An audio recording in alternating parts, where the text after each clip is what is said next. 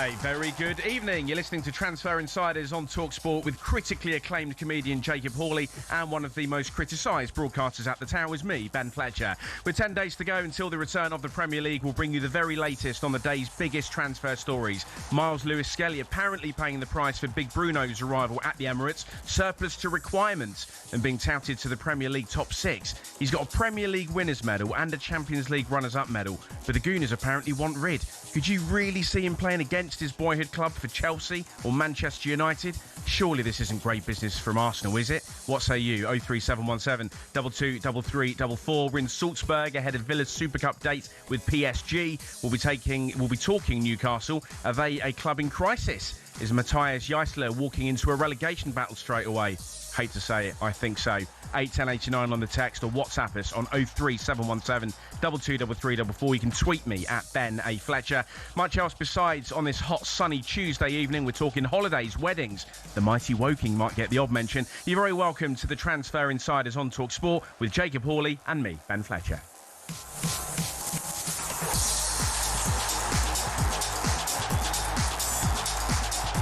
Delighted to be here during daylight hours. I got past the first hurdle of not saying good morning, which I'm used to doing on Weekend Extra Time. Many thanks for following me across, if indeed you are listening to this for the first time. And for the first time this evening, I'm working with the man to my left, Jacob Hawley. Good evening, how are you doing? Pleasure to be with you, Fletch. How are we doing? Very well, thank you. Very relaxed after a week in Menorca. So you've done Menorca. Yeah. You're coming in for Menorca. I've just done a week in Mallorca. That's right, you were across the river, weren't you? I was across the river from you. Yeah. How was your week? I mean, you've come in with an incredible tan, it must be said. Yeah, it is often said. I mean, I wanted to try and draw attention away from it by wearing white. You know what I mean? Yeah. Absolutely make sure. You recently got married. Congratulations. That's it. Yeah, I was on my honeymoon, got married last week. A big wedding, small wedding? Well, I'll be honest with you, mate. We did two. Okay. We did the official one, registry office, 20 people in a pub afterwards. Nice. And then we had the big, it was a sort of marquee wedding, big outdoorsy thing, Lovely. 130 people, I think it was. I will be honest with you, it's, 3 years of planning has gone into that big one. God knows how many, no savings left, everything spent on it. After the little one with 20 people on the Friday, I turned to my missus and said, this would have done it. Yeah, that would have been. I said, this would have been perfect. This would have been, we got pictures. You look lovely. We don't need anything else. What were you in charge of? Were you in charge of anything, or did your missus? Oh no, I was in charge of loads of stuff. I'd all sorts. I had the bar, because we were a dry hire kind of wedding, so I had to do the bar, the catering. She did flowers. I will say the highlight of the whole thing for me was I'll be honest, she doesn't listen to talkSPORT, so I'm safe. Okay, right? You're absolutely sure about that? Keep your finger over the dump button. There's something good's coming here, boys and girls. I don't get on particularly well with her dad. Okay. Why is that? I don't know. We just you just don't click. Sometimes. Yeah, sometimes. And I will say, my speech absolutely tore his to shreds. Did he? I embarrassed him. I'm a professional stand-up comedian. Yeah. I know what I'm doing. Do you know what I mean? And I worked at it because I wanted to be good. Sure. He turned up. He sort of did that thing of, I've not really prepared anything, and he just. And he was getting done because he was stood in the wrong place. He was getting feedback from the microphone into the speaker. One of those. He was stood at the back of the marquee, so the wind was hitting it. And I could have saved him. I could have said, look, just stand there, you'll be fine. Yeah. I let him sink. And did you look him in the eye as you did it as well? Just let him know you're there. Just let him know I'm there. Exactly. That's exactly what it was. Let him know I'm there. Just leave one on him early and let him know that for the rest of our relationship, time as family. That's how things stand. That's how things stand. And then you went to lovely Mallorca. That's it. And I think you went somewhere that I went many, many moons ago under false pretenses. So I told my missus we were going to Palma Nova. Which is a beautiful little beach. A lovely little beach. She yeah. said, it's not anywhere near Magaluf, is it? Because no problem at all with having a bit of fun, but I'd like a little bit more of a relaxing break than that. Well, oh, yeah, fine. It's a different resort. It'll be, good taxi ride away. I kid you not. It was literally the next street. It's round the corner. It's round the corner. And it's almost like you go from sort of peaceful birds singing, palm trees swaying, and just which is fine. I was in my early 20s at the time. I'm no bore. But yeah, not quite what was marketed. But you went with your little in as well, didn't you? So we got a 5-month-old baby. Wow. Yeah, we've got 3 kids. We left the 2 old ones at home with grandparents. Yeah. I had to take the youngest one because she's breastfed. Sure. I'll be honest with you, 4 sangrias in, we were in Palma Nova. Yeah. I could hear the music. I was like, we're going to Magaluf. Yeah. We took a baby to Magaluf. It's outstanding. It must have been done. But we got the little headphones thing that you put on her so that she can't hear any of the music. Yeah. I mean, I'll be honest with you. Or other carry-on. Well, this is it. There's worse things I wanted to protect her from than a bit of house music. But it was great. Sat there with the pram, had a couple of cocktails, watched the younger lot do what they get to do. Yeah. Sat there bobbing the baby up and down on our laps. It's brilliant. Isn't it sad? You just referred to them as the younger lot. That's the age bracket you're in now. I know, mate. I know. Yeah, no, I'm over 35. Yeah, 35 to 44. It's the next. It's when you get the next box on like the. Not that I've applied for a job recently, honest, but no, the application form for a job or like a credit card application or whatever it might be. 35 to 44. I'm the last hopers on the X Factor. I'm one of the fogies on the X Factor now. Football career still going strong? But that's it. It's gone. No, long gone. Well, actually, I play. What do they call us? I think I play for a veterans team. Is what they call us. Okay. When I play on a Wednesday now. There's a rugby team close to me, Dorking Derelicts, they call them, which I think is quite nice. Derelict, a little bit of self-awareness there. Jacob, you're an Arsenal fan. It won't have escaped your attention at all that Miles Lewis-Skelly is the subject of transfer rumours today. I'm torn on this, really. I'd love to get your take on it. I think it could be the agent maybe mucking about a little bit. Maybe it's Lewis-Skelly thinking about trying to angle for a better deal. But let's say Arsenal do want to jettison him, first and foremostly. How would you feel about one of your youth players, his boyhood club? He's been there since the age of 7 or 8, which is the age of my youngest son, going to a London rival or indeed a historical rival like United. Guimaraes might be coming in, but that's got smart, hasn't it? No, but... Or is that just football? No. It wouldn't be quite to the levels that it was that Tuesday when we won the league, but there would be people outside the stadium if they sanctioned the sale of Miles Lewis-Skelly. I think specifically... if they presented it in a way of, look, we need to sell someone because we're about to do something big, say the Vinny Jr. deal was on, and they said, look, something needs to fund that, I think maybe there's a few fans who might be able to swallow it. The fact of the matter is, we started this summer saying we need to revamp that attack. We've bought one central midfielder, that's it, and we don't feel close on... I mean, we've got Solis, but he's, young player come from the Belgian league. I don't think he's going to... Yeah. He's not going to move the needle in attack. Do you know what I'm trying to say? Essentially... if you're going to sell Miles Lewis-Skelly, it needs to be for someone coming in who's going to be really special. I don't think that's going to happen in the rest of this window now. In terms of the player himself, he's a fantastic player. He's been so important. He's played in Champions League semi-finals. He's played in Champions League final this season. He was crucial to us in the run-in as we won the league. It was a Fulham game, wasn't it, that he really starred? He came into that Fulham game when Zubimendi, let's be honest, Zubimendi was knackered, right? First season in England, played an awful lot of minutes. Yeah. But the way Emma phrased it just then, and the way it's been phrased in the media today, Miles Lewis-Skelly has been offered to Chelsea. Now, I don't think that's Arsenal. It doesn't feel very Arsenal. No. You can't see him ringing up the boardroom saying, look, I know we're historic rivals and this would massively strengthen you, but... I don't think it's Arsenal offering Miles anywhere. I have a bit of a feeling that it's someone in the players' camp has seen Bruno Guimaraes come in, playing in central midfield, which was the position that Miles made his own in the second half of the season. And it seems now that he doesn't mind being linked to a rival club. And I've got a long enough memory to remember at the end of last summer when we brought in Piero Hincapié, who plays left back, which was the position that was Miles's back then. The exact same thing happened a couple of days later. Out of nowhere, he's linked to Manchester United. It feels like someone around that player, as soon as they see a bit of competition for his place, wants to shake things up and cause a bit of unrest. And I don't know if he listens to talkSPORT. If he does, my message to the player would be, just chill out. Yeah. You're 19. You played 33 times last season for the champions of the Premier League, for a team that came second in the Champions League. It's going fine. You've got into England squads already. Like, you do not need to rush. You do not need to try and force things. And let's be honest, in terms of what Mikel Arteta has done at Arsenal, and has been incredibly successful doing, by the way, he completely reset a culture when he came in. You don't see stuff like this happening at Arsenal, right? No. Players who've been on the fringes of things. Eze, for example, sat on a bench for a couple of months, middle of last season. You did not hear a peep about him feeling like his place is at threat. This summer, Vinny Jr., rumoured, left winger. That's one of Eze's positions. You don't hear a peep. Julian Alvarez, second striker, attacking midfielder kind of player. Eze's position. You don't hear a peep. You don't hear it from any of the rest of that squad. So I worry for him a bit because I think he's a brilliant player. And the latest report from The Athletic says that he is committed to Arsenal. He doesn't want to move anywhere else. Whoever's amongst his team who keeps sticking these rumours out every time his place looks threatened, it needs to stop because I don't think the manager will put up with it, Fletch. It's a member of his entourage, we think, and what a big entourage it could be. And you wonder what the end game is for that. Like, I mean, the obvious conclusion would be like an agent looking for a bigger contract. Or, as you said, to cause a little bit of disruption. But if you're going to wind the manager up, and if he's got a decision to make anyway, surely you don't want to give him a reason to drop you full stop, do you? Well, not a reason to fall out with him, anyway. And let's be fair with Mikel Arteta, he doesn't suffer fools. Do you know what I mean? He doesn't take any rubbish. He wants players 100% committed. He doesn't want anyone linking themselves, using the press. I remember as soon as he came in, he sort of said, I don't want anyone dropping hints to newspapers, telling people about my lineups. And to be fair, that's been the case. See, over the last few years, you do not hear a peep out of Arsenal. You don't get anything.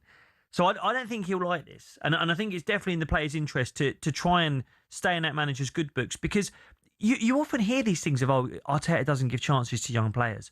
I think it's absolute rubbish. He's turned Bukayo Saka into one of the best wingers in the world. He started Miles Lewis-Skelly in a Champions League final when he could have played Martin Zubimendi. He could have played a Spain international who's won trophies in the past. He stuck with Lewis-Skelly, and I think Lewis-Skelly now needs to say, okay, I'm 19. Yeah, they've brought in a 28 going on 29-year-old who plays in my position. Give it 2 years. That guy's going to be 31. You've got time. And it's a long, hard season. Arsenal were fighting on many, many fronts. Yeah. And it could even be that Lewis-Skelly ends up being the Champions League player, or or the other way around with Guimaraes, if indeed it is a positional thing. But 19 years old, and you think to have achieved all that already, just be a little bit patient. He's not 42 years old and clinging onto a broadcasting career, Well, I mean, look, Declan Rice, we spent the whole summer hearing different adjectives for how much pain Declan Rice is in. He's got neural pain. He's got agonising pain because he played so many minutes last season that when he went away with England, he was destroyed. That player needs to play less minutes this season. This year, Miles is there to take that spot. We heard that he did a bit of extra training in midfield to get ready to take that spot by the end of the season. He's there now. He didn't go away with England this summer. He looks fit. Like, he could well start in the Community Shield next Sunday.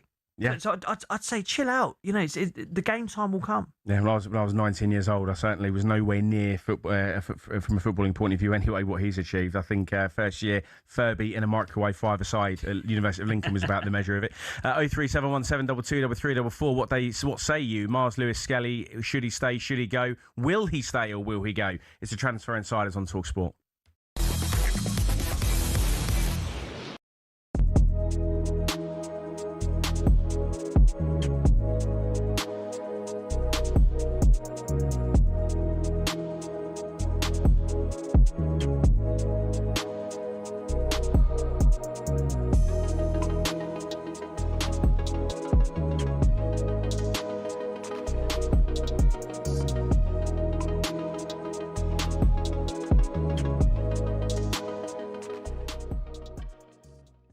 So far this season, you've got Jeremy Jacquet from Rennes. Yep. And then you've got Victor Munoz from Osasuna. Yep. Obviously, Araujo's on his way, Barcelona captain, high-profile signing. Yep. But it just feels to me that maybe because of this transition post-Klopp and the failed project last season under Arne Slot, not the season before, maybe Liverpool are in flux in terms of who they are right now, in terms of identity and their playing identity. No, I hear what you're saying. And look, it's the media's job to point these things out and come up with some kind of thesis on why Liverpool haven't won a title for 10 months. And I smile while I say that. But here's the reality. They're still the most successful club in England. Yeah. They're a world-known club. Everyone knows them. If they want someone and they can come up with the money, they can attract players. Somebody going to Real Madrid over Liverpool, I'm not losing sleep about. A French person going to Paris Saint-Germain because he's basically French and he lives near Paris. Again, that's not a club issue at Liverpool. We will make signings in this window. Areola will instill an identity. It'll be an identity that will be exciting for the fans to watch. I saw a lot of Bournemouth games last year. Any fans who haven't, go watch them. Yeah. They're young, they're quick, they're dynamic, they never stop pressing, they never give up. If he instills that at Liverpool, and it'll take a minute, it will be exciting. We might not be up there at the start challenging for a title, and it depends how far Arsenal or Man City get ahead. But don't write Liverpool off like that this season. Yes, we're a few pieces missing. We've got the defensive cover sorted now, apparently. We'd love a central midfielder. We'd love a right winger. We'd like a little bit more strength and depth through the squad. But I still think good things can happen this year. And pre-season games have no reflection on how our season's going to go. Yep.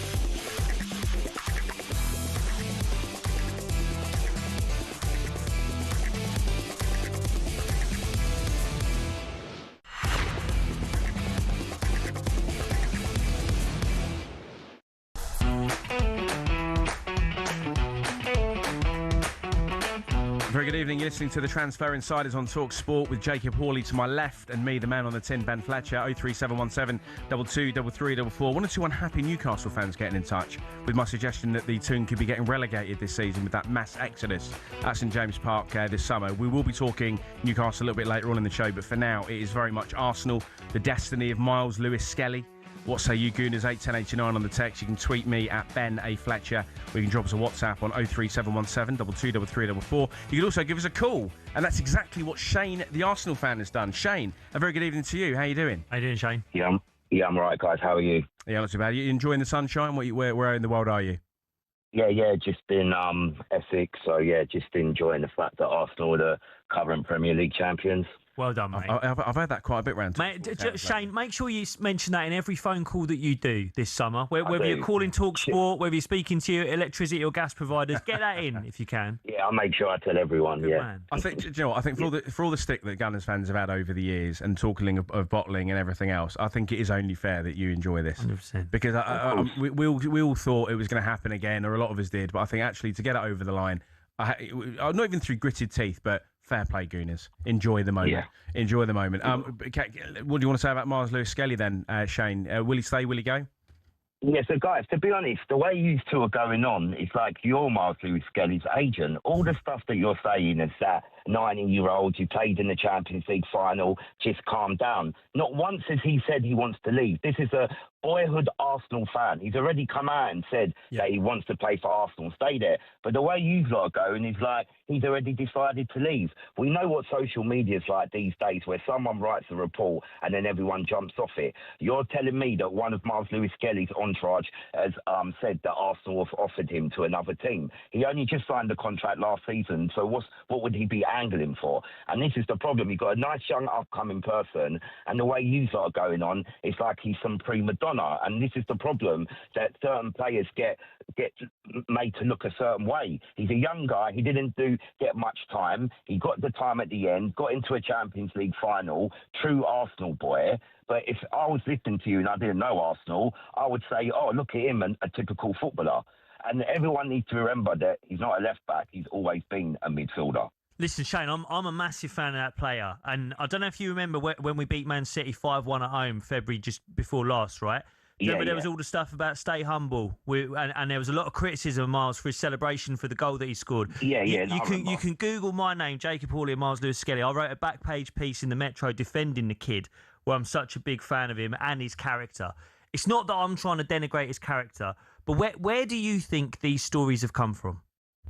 To be honest, mate, with the way the stories, you know, as an Arsenal fan more than anything, social media, if you want to get clicks and views, you talk about Arsenal. Yep. So this story coming up, there's nothing, we've done Gomeris, so now that's gone. So there's nothing really linked. The Finney Junior's thing's gone now. So now it's like, what can we talk about Arsenal? The one thing that's going to rage bait every Arsenal fan is saying you're going to sell your homegrown player to your local rivals and your other bitter rivals. That's going to rage bait everyone. So to me, that could have came from anywhere. But it's certainly, I can't see what purpose it would do coming from Miles Lewis Skelly's team, because he's already just done a new contract. So what would it wouldn't benefit anything. So you know yourself with social media, anything to do with Arsenal and something that's going to annoy Arsenal fans, that was going to do. We as Arsenal fans know we've got enough players that we need to get rid of way before it even comes to Miles Lewis Skelly. So it makes no sense at all.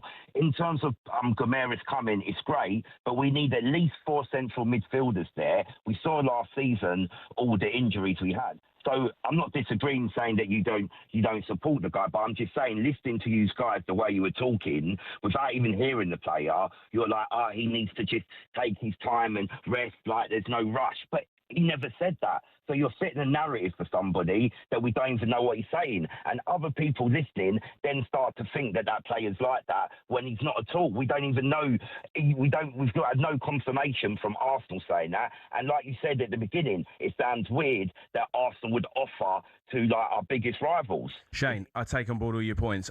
I'm certainly no one here is trying to rage bait Arsenal fans, and certainly not rage bait the club. I think it's fair enough to suggest that maybe there's a bit of book balancing going on, just exploring ideas. Lewis Skelly would be the sort of player that maybe could leave the club to accommodate a player like Bruno Guimaraes. But I don't think Arsenal would come out and address this sort of thing, neither would the player. It is just talk at the moment, but this talk comes from somewhere. We don't sit in meeting rooms making it up anymore. Those days are long gone, I assure you. 03717 223344 if you want to come on and have your say about Miles Lewis Skelly. And look, and let's be absolutely clear, Jacob. I mean, you're one of the most passionate Arsenal fans. There are a few of them in this building. You're not assassinating the character of Miles Lewis Skelly one bit. Love the kid. We love him. He's a potential. I mean, he could have gone to the World Cup, but for the fact he didn't really play enough over the course of the season. And Thomas Tuchel's future thinking. Yeah, and I think Shane. It's fair enough what Shane's saying, and there is a point there that if you were to ask Miles Lewis Skelly about this himself, he might well say, "I'm not linking myself to Chelsea. I'm fully committed to the Arsenal." I'm pointing to the fact that the exact same thing happened last year. A player who looked like he'd been purchased for the same position as Miles came in. 2 days later, there's links to Manchester United, and for me, it's just a little bit suspicious. And look, maybe Shane's right. Maybe I am casting aspersions, and maybe it's just pure paper talk. But we've heard from Ben Jacobs. Yeah. We've heard from good journalists today who have come out with this same story. Sometimes there's no smoke without fire. And that's exactly it. You took the words right out of my mouth, Jacob. No smoke without fire. People don't sit in offices thinking to themselves, how can we wind up the Arsenal fans today? No. Like somebody close to Miles Lewis Skelly or close to Arsenal is saying the club are exploring options to move him on. And it's not a complete shock, really, when you think about his positional rival from the start of next season. When you think about what he's already achieved, it would be a very, very sad thing for him to go. And as you say, a boyhood Arsenal fan, somebody who's been at the club since he was 7 or 8, to turn out for Chelsea just seems weird. But then we've seen that red-blue west to north divide across before. So to that end, would it be that surprising? Is loyalty really a thing in football anymore? I'm not so sure. Chris is a Liverpool fan. He's given us a call on 03717 223344. Chris, good evening. Hi, good evening, gentlemen. How you doing? Yeah, not too bad. Were you on the road at the minute? Where are you off to?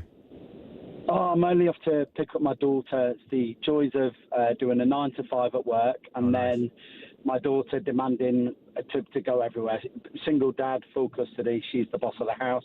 I do as I'm told. Good man. Yeah. Good man, Chris. It's difficult to disagree with any of that. Chris, what would you like to say about Miles Lewis Skelly?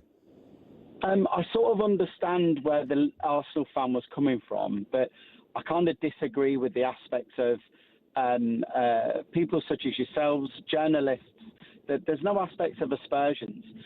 During this aspect, it's a very analytical debate where, let's be fair now, you are the people's sort of like radio channel and social media as well. We listen to you guys. The information comes out from you guys first. And for example, with Liverpool, that exploratory discussion on who could actually suit who actually could be a benefit to the team, bearing in mind there's current gaps or they're overloaded on certain positions. We've got Adam Wharton that's within that same discussion. There may not have been anything formal that's happened, but guess what? Some aspects of actually that player listening and actually going, actually, there is a point. Maybe I do need to move on. Yeah. Because they've only got a certain shelf life. They have. And sorry to interrupt you, Chris. I'll let you carry on in just a moment. But no, there's no suggestion that Miles Lewis-Skelly will be driving along. Maybe he's taking his daughter somewhere. I think he's got a kid at the age of 19, but who knows? Maybe he's in the car thinking to himself, oh, do you know what? talkSPORT have got a point. Maybe I do need to continue my career elsewhere. He plays in London. These players are in WhatsApp groups, even worse than the ones that I'm involved in here at talkSPORT Towers. Don't worry about that. They'll be having conversations. A lot of this may already have been decided. I'm not saying it has been, but it won't be news to the player that he's thinking about his options beyond Arsenal. If indeed he is, he might not be. I couldn't agree more. And if you are on a WhatsApp group with Jamie O'Hara, just ban him from the chat for being a Spurs fan. But I also think particularly around other players, they do listen to talkSPORT as well. It's very open, and it is an element of where they do also think, okay, am I going to get game time? As I said, they only have a certain shelf life. Lewis-Skelly may want to actually look at the international aspirations.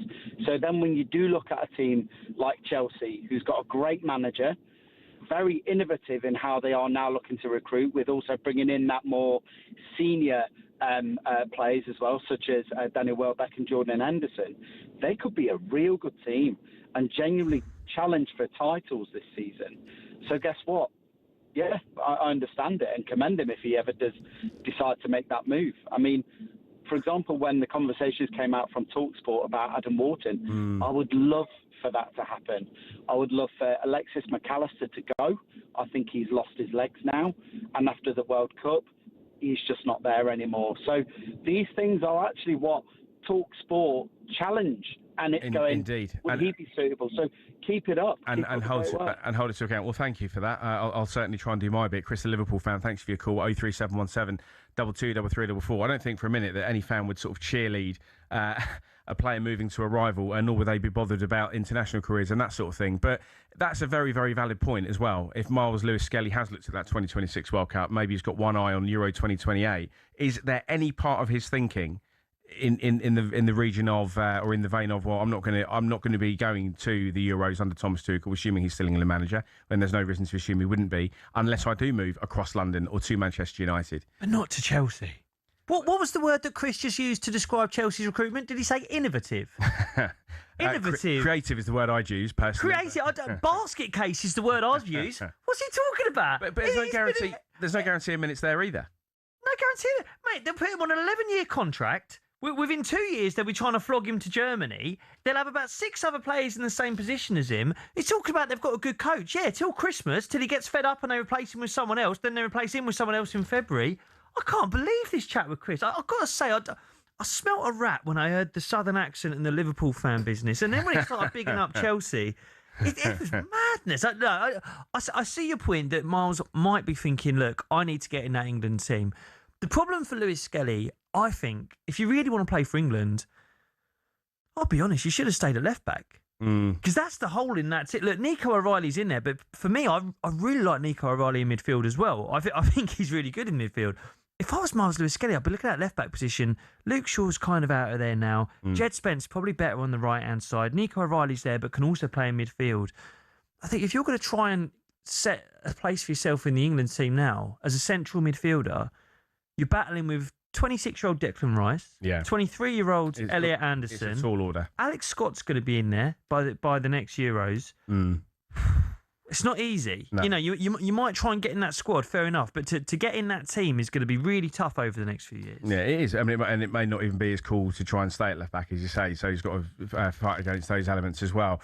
Al, the Arsenal fans, dropped us a WhatsApp, 03717 22 3344. Good evening, Fletch and Jacob. Fletch, blimey, did you use chip fat for that tan? You look great, mate. Thank you very much.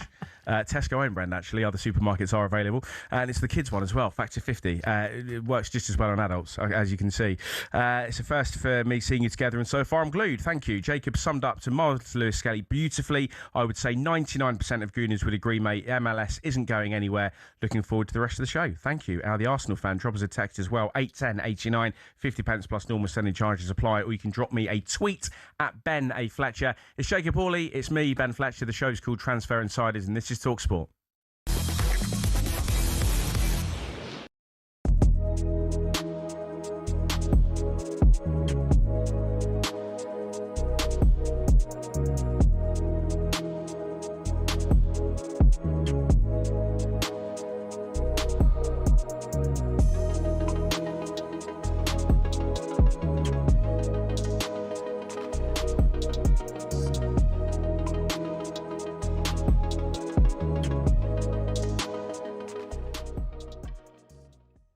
Steve gets in touch with the United fans. He says, boys, with Rashford, we've been down this road so many times. We've sang his name, give him over 300 grand a week, backed him and watched him stink the gaff out week after week. Body language is such a huge part of football. It is. I can't sit in the Stretford end again and watch him sort of mope around and sulk on the pitch. He's worked hard for any club who'd take him on loan over his supposed boyhood club. We've been down this road too many times. Shake hands, get him out the door ASAP. Do you understand that sentiment from some Manchester United fans? Totally. I totally get it. Yes, he's burnt his bridges there. I get all the reasons for it, and he's done himself no favours whatsoever. Like I said, the player had potential to be top. Really, it's time to buy him a giant mirror. It's like, look in the mirror, son. Barcelona didn't want to buy you for 30-odd million. That's a drop in the ocean for a club like Barcelona. Nobody in the Premier League allegedly wants you either. So I don't see any, I said recently maybe Tottenham should sign him, but they're obviously not getting the bids. So you're already at one of the biggest clubs in the world. Like, at some point, when does the penny drop? Because your next contract's not going to be 350 grand a week. The Saudi money looks like it's going away. I ain't sure Turkey, somewhere he's going to want to live. Yep. So where are you going after this? How old is he now? He's still, he's in his prime. So he's really got to figure this out and buckle down, or he's going to become a 31-year-old nobody, who basically his career is dried up and finished, in a few years' time. So really, maybe they're going to motivate Marcus Rashford. Maybe that will suit Man United. But I agree about the body language. I agree everything that happened before, and he ended up with a massive contract that they can't get out from under. So I don't think the people at United, the powers to be, will fall for that again.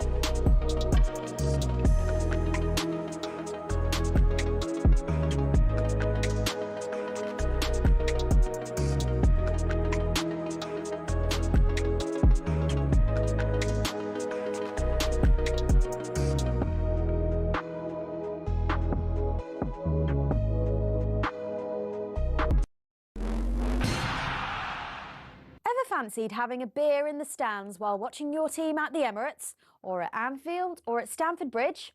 Well, this season you actually can. Drinking alcohol in the stands at Premier League games may still be illegal, but the Women's Super League is doing something different, and here's how we got there. Back in the 1980s, football had a serious image problem. The sport was plagued by violence, pitch invasions and beer-fuelled chaos. Then, in 1985, Margaret Thatcher's government stepped in. They introduced the Sporting Events Control of Alcohol Act, banning alcohol in view of the pitch across England and Wales. Since then, many fans and clubs have called for the law to be relaxed. But despite attempts to change things over the years, authorities just haven't been convinced fans can be trusted. But in January 2025, something did change. The Women's Championship, now called the WSL2, launched a trial allowing fans to drink in the stands. The reasoning? Well, fans at women's matches tend to behave differently. Less aggression, more family-friendly vibes. As a result, select WSL and WSL2 stadiums are now allowing fans to drink alcohol in view of the pitch. It's been a landmark move showing growing trust in fans and recognising that women's football is building its own culture. So could the men's game be the next to leave the 1980s behind? Well, maybe, if fans can prove they can handle a pint without pitching it at someone. Yeah, don't hold your breath. Until then, it's Bovril all around. Cheers to that.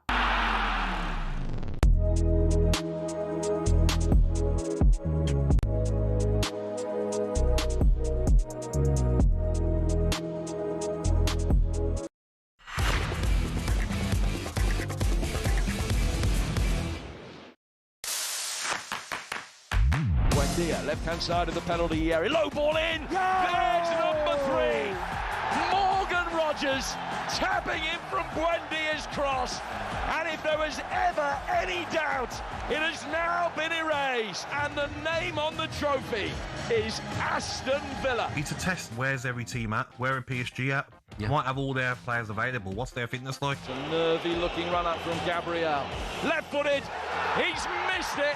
He's missed the target as Paris Saint-Germain celebrate back-to-back Champions League titles. And this is where trusting the process gets you to European Cup finals. You're listening to the Transfer Insiders on talkSPORT with me, Ben Fletcher. Jacob Hawley is to my left. Give us a call, 03717 223344. You can send us a WhatsApp on that number as well. Text 81089, or you can tweet me at Ben A. Fletcher. Jacob, we'll come on to this in a little while, but predictions for the season, dark horses and that sort of thing. And my mind's not really made up on Villa yet. You know, there's some major outgoings from their squad. I know that Unai Emery will want to reinforce, but to lose a player like Morgan Rogers, again to Chelsea, who I maintain will be dark horses in the 26-27 season. He's got a bit of a rebuild job on his hands, Unai Emery, especially going into a season where they've got Champions League football. Yeah, I think Tielemans as well. I think he's been really important for them in midfield last few years, and I think you look at that fee for Tielemans. I think it was a clause. I think they've got him, but yeah, I think it's a big miss for them. But this is what Villa have done really well over the last 4 or 5 years: is they lose players all the time that you think how they're going to replace him. And they do. They box smart. They do good deals. They get good players in. They sell well when they do sell. Let's be honest. Morgan Rogers, he will be a miss. That is an incredible fee that they got for Morgan Rogers. That is incredible money. I just think that Emery's there. The job that he's doing with the sporting director, they're doing incredibly well. And I think really, if you want an example of like a team who have built their way up the Premier League, they're always in and around Europe. They're in the Champions League again this year. I think there's something to aspire to for other teams. They've had to sell players because of PSR. Those clubs like Villa and Newcastle, they'll tell you they've been the victims of those PSR rules. Yeah. They've had to keep selling. And we'll come on to Newcastle. You know, and in ways it's kind of protected the status quo, the teams at the top of the league. But Villa are an example of there are ways you can still do that. And I think in terms of Emery as a success there, really, you can't point at many managers in the Premier League who've achieved their targets year in, year out, the way Unai Emery has, bringing them silverware as well. Indeed, and especially after the difficult time he had at your place, Arsenal. I mean, he left the Premier League a bit of a laughing stock, really. But listen, hold that thought for now. We can cross to Salzburg and speak to our very own broadcaster and Villa fan, Dan Bardell. Dan, a very good evening. Whereabouts in Salzburg are you? Enjoying yourself? I've had a bit of a strange day, really. I turned into a bit of a tourist and ended up not in Salzburg. So I've literally just arrived at Salzburg station now. So hopefully you can hear me and see me okay. Absolutely, yeah. You're absolutely fine. Thank you so much for joining us. Excitement, I guess. First ever Super Cup involvement for Villa. I can't think of, well, certainly for many years anyway. Yeah, first time since I've been born. They played in 83 and beat Barcelona after they'd won the European Cup in 1982. But despite what I might look like today, I wasn't actually born then, so I don't have any knowledge of that at all. So yeah, now I'm here. I've been with Villa fans in a place called Innsbruck all day, and just having a good time. Had a couple of beers. Tomorrow's obviously the main one when all the Villa fans will be in the same place. And you know, we're massive underdogs. We've left players at home, big players at home. PSG haven't. They've got a fully fit and firing squad. So we know it's going to be tough, but you never know with Unai Emery, do you? Well, that's exactly the point. And Jacob Hawley and I have just been chatting about the job he's got on his hands this season in terms of the rebuild, post Morgan Rogers, post one or two other key departures. But as Jacob correctly pointed out, Villa have had this knack of recruiting very, very well behind the big players that leave them. So how do you feel ahead of this game, ahead of this season, with the Villa squad as things stand? I mean, and also with the very, very real possibility, the expectation that Unai Emery is going to reinforce. I actually think I agree with I caught what Jacob was saying. I agree with pretty much everything that he said. I think this season is going to be harder for Villa to mimic what they've done under Unai Emery so far, because I think the way the transfer market's been, I think everything's geared up to the so-called Big Six being the top six this season, just because of the spend. And look, Villa will get somewhere near where they need to be and where they want to be under Unai Emery, because that's what they do under him. But I do think it's going to be a little bit of a transitional season. We've had the kind of heart of the team ripped out, lost Tielemans, lost Morgan Rogers, Luca Dean, and Anna's injured. We haven't got Watkins, Konsa and Martinez back yet. Like, this has been a fragmented and disjointed pre-season, as I'm sure it has been for many other teams. But the secret weapon for Villa, or not so secret weapon, is always that manager, and he just gets on with it. He works with the hand that he's given. He doesn't moan. And I heard Villa being compared to Newcastle there. I guess that is the difference between Villa and Newcastle, is that when there's adversity, Emery can roll his sleeves up and he can get you punching above your weight and he can get you overachieving. But I do genuinely think this is probably going to be the hardest season we've had under him. Yeah, I mean, Dan, when I make that comparison to Newcastle, I really do mean it as a compliment, mate. You know, very big clubs, I know. Achieved a lot in the past. But I think to continue with that comparison, one thing you saw with Newcastle over the last few years is when they do get into the Champions League, that season where they have to balance Champions League fixtures with the Premier League, it's tough. And as you say, they've lost important parts of the squad already. Still rumours that Ezri Konsa might leave. How do you feel if Konsa was to go as well? It's almost like if you're having a rebuild, which we absolutely are, and you've got to teach new players new things, which Unai Emery will be doing right now, you may as well almost do it all at once. And Villa have been really good sellers. Like, they've sold players at the right time, but because Emery's worked largely with the players that he was given when he arrived at the club, all those players have suddenly arrived at around being 30 years of old at the same time. So there has to be a little bit of a restructure. There has to be a little bit of a rebuild. And if Konsa doesn't sign a new contract, which he isn't doing at the moment, and Arsenal come in and pay somewhere near what Villa want, Villa don't have a choice but to let someone like him go, because you can't afford to let him run his contract down. With 2 years left, you're kind of in the red zone, aren't you? So Villa have to make a decision. It's almost, if he doesn't sign a contract this summer, he probably has to go. So it's a shame, because, you know, we've all grown as fans to love these players. They've achieved so much together, obviously winning that trophy that we've been waiting for such a long time as a fan base. It's a real shame to see that ripped up. But I trust Emery. I trust that, as I say, I keep repeating myself, that he'll get us somewhere near where we need to be, if not get us to more than we want to achieve, because that is what he does. But the squad is not strong enough right now to balance gunning for the top 5 in the Premier League and trying to make your way through the Champions League as well. It's simply not strong enough right now. One last question, and this is a question of your heart over your head, Dan. The hole left by Morgan Rogers, Jack Grealish. Would you do the return? I get slammed on Twitter for suggesting that this might be something that Villa should explore. I'd absolutely take him back. He'd solve us problems with squad registration as well, with him being a club-trained player. Like, we don't really have any club-trained players in our squad right now. And I don't think he'd be coming in as someone to play every week, but as someone who's got that experience. You know, Villa in the Champions League under Emery must appeal to him. And before he got injured last season, he was playing really well for Everton. I thought he had a shout of getting in the England World Cup squad if he'd have carried on. I'd absolutely take him back, but I am probably more sentimental than quite a lot of Villa fans. I'm probably not as ruthless as you need to be. He loves the club. He loves the club, Dan. Yeah, absolutely. Even as a right, I'd love to see. Wouldn't you, Fletcher? I'd love to see him back there. It feels like if it was going to be a Netflix series, and you get the old violin thing that seems to be trending at the moment. He sits down in the chair and he admits that was the happiest point of his career. That's why he came back. Played some of his best football, and you never know. Could it reopen an international recall even at his age? I'm not sure, but stranger things have happened. Dan, before we let you go, score prediction for tomorrow night, PSG Villa, live on talkSPORT. 3-1 to PSG at the moment. I'm very, very scared about tomorrow night. I feel me being there is a jinx as well. So at the moment, I'm not too hopeful, if I'm being perfectly honest. Well, let's hope it's not. Go and get yourself a cold one, and I'll see you around the towers very, very soon. Dan Bardell, thank you. Villa fan, our very own, out in Salzburg watching the Super Cup. Grealish back to Villa. That would be a sensational sort of false. What is it they call it? A redemption arc. I think, in the film, isn't it? He's got to go somewhere. Yeah, I don't see him going back to Manchester City. No. As Dan said, he was fantastic in the autumn last season for Everton. He's absolutely brilliant. I've seen links about him going back to Everton, and with no disrespect to Everton, I think he can still play in Europe. Jack Grealish. He'd be a great squad player, and then and sort of bleed your way back in, blend your way back into first team selection. But if you're looking on the bench and you've got Jack Grealish with his silverware, his history, his ability to call on, what manager wouldn't want that? And the connection to the club, that does mean something. Of course it does. We've been talking about earlier on, haven't we, about Miles Lewis-Skelly? What if he were to leave? What if he were to go to Chelsea? But I think equally that's a two-way street. For Jack Grealish to come back, that would be such a gift to the Villa support, wouldn't it? To sort of see one of their own again. And to him, You know, he got them promoted initially to now play in the Champions League with that club.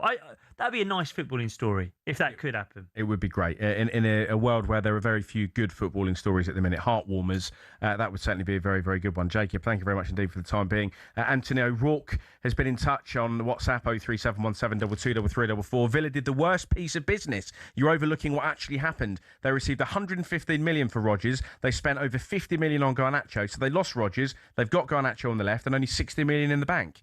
Well, that's 59.999 million more than I've got, Anthony. But I take your point. More messages on your way shortly. We will be returning to our discussion about Miles Lewis-Skelly. Where next for him, if anywhere at all, is the Transfer Insiders. You're listening to talkSPORT.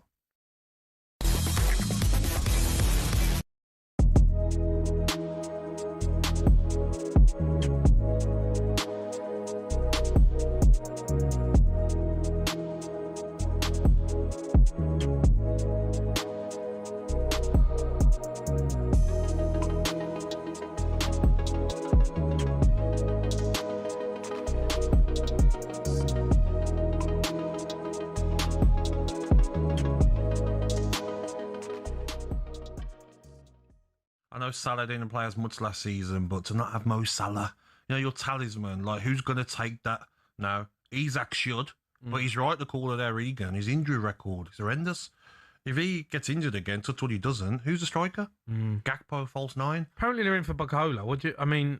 I like him. I think he's top player. Do you think he's a £130 million player? Well, if Elliot Anderson's 10? How much they paid for it? 110. Morgan Rogers, your mate, has gone to 117. 117 million. I know. Like Bacola, crazy, isn't it? Of course, PSG are going to say, well, he's 130 million. He won the Champions League, played in the World Cup. But if you're Liverpool, is that exactly what you need off that left-hand side? Probably not. They need a replacement for Salah. They need goals. Yeah, they need goals. Do you know what I mean? Barcola I agree. I love watching him. I feel like if I was a right back, I wouldn't sleep the night before playing against him. He's rapid. He's 6'2", wherever he is, long stride, quick, but he's not a finisher. The amount of times I've watched him and he's gone through one goal and he'll make the wrong pass and finishes are a bit wild and doesn't finish chances he should do. Liverpool need to be bringing in a winger who's going to get goals, because you can't rely on Isak. You can't. You should be able to. Wirtz isn't a goal scorer. You spent over 100 million for Wirtz and he's not a goal scorer, mate. It feels like it's a bit of a mess. McAllister wasn't good last season. How's he going to come back after the World Cup? Szoboszlai is obviously a fantastic player. Gravenberch needed some help last season in that number 6 as well, didn't he? Can't believe it. Liverpool, we're saying, Champions League. Yeah, we'd take Champions League. I agree. Their fans won't like it.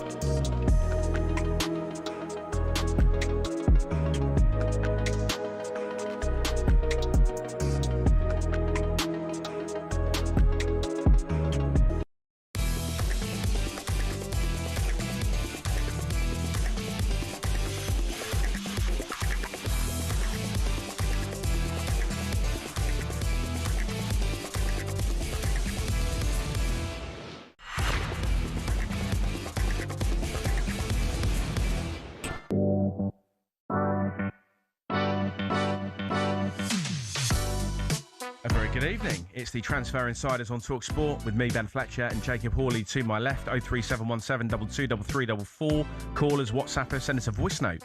Text is 81089. Stuart, the Rangers fan in Glasgow, has done just that. Good evening, Count Fletcher. I like that. I had a Count Duckula lunchbox when I was a kid, but that's a story for another day, and probably before your time as well. Not like you to be up and about in the sunlight. What if Arsenal were trying to balance the books? He is an academy player, so if they sell him, it is all just pure profit when doing the books. Thank you, Stuart, the Rangers fan, for that.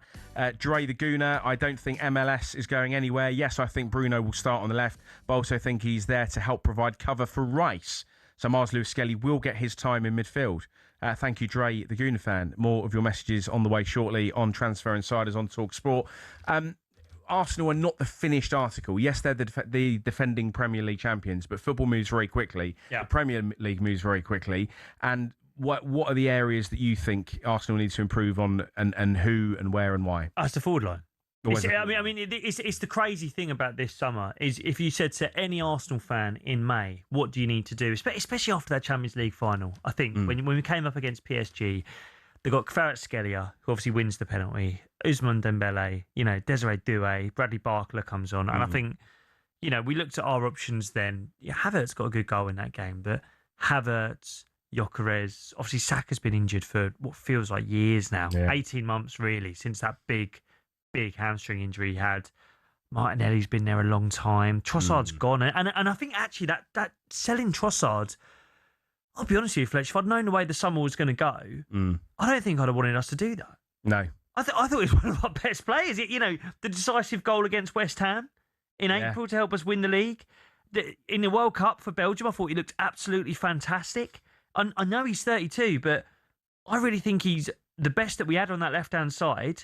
I think we got 18 million euros for him. Yeah. We brought in Solis. He looks decent, but it's a bit of a risk bringing in a kid from the Belgian league.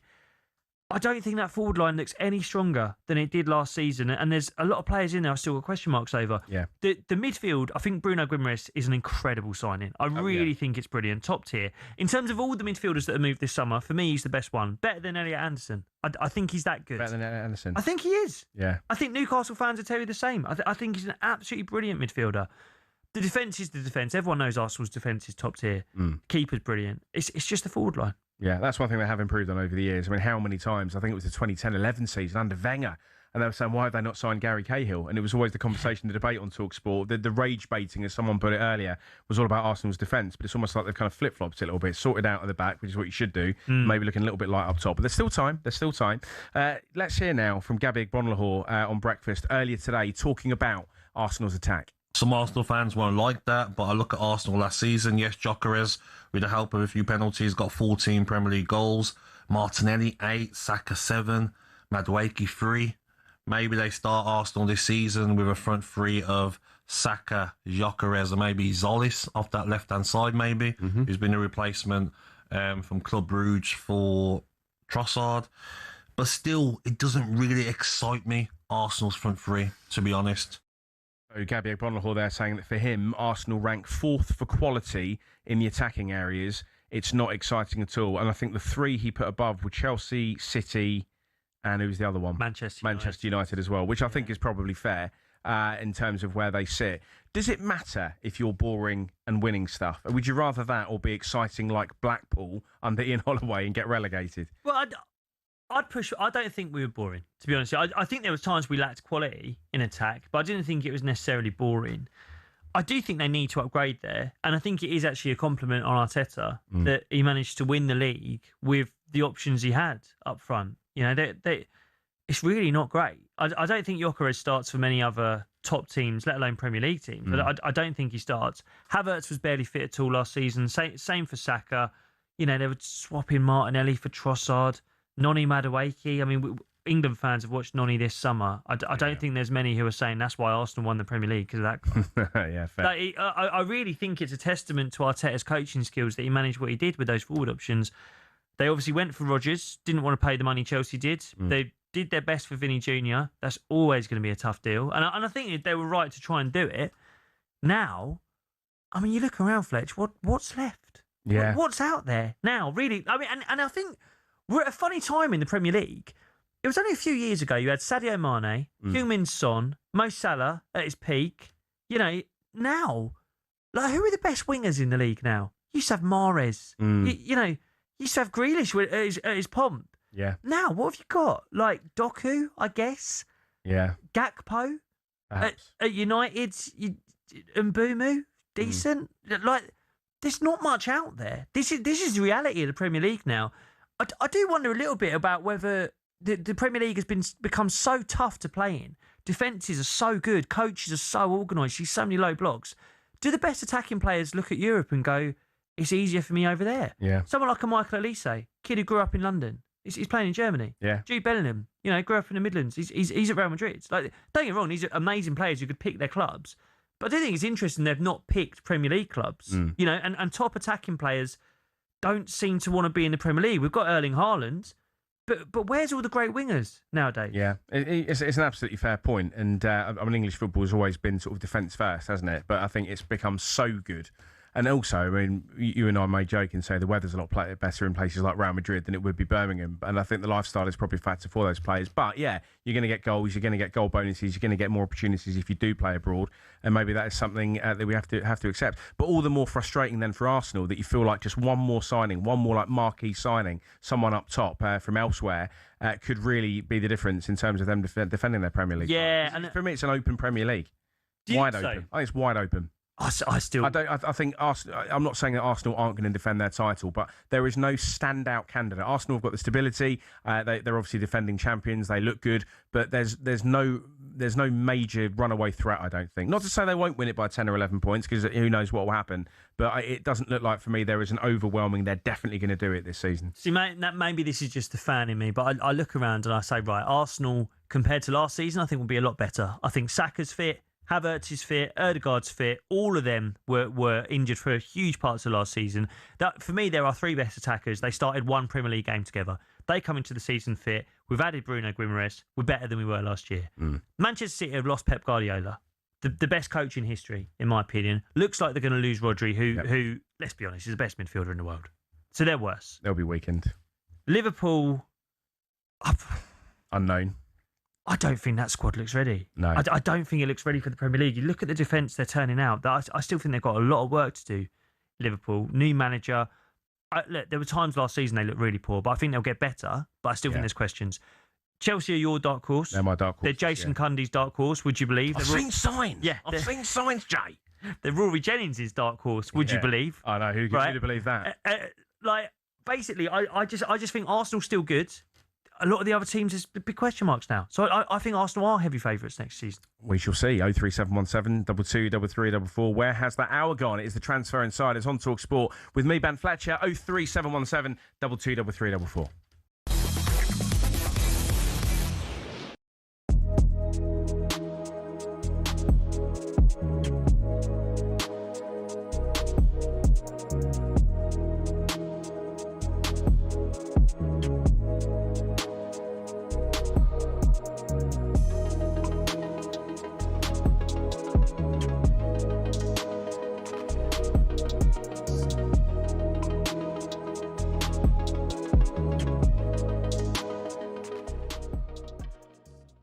I've been watching Chelsea pre-season. I'm making a statement now.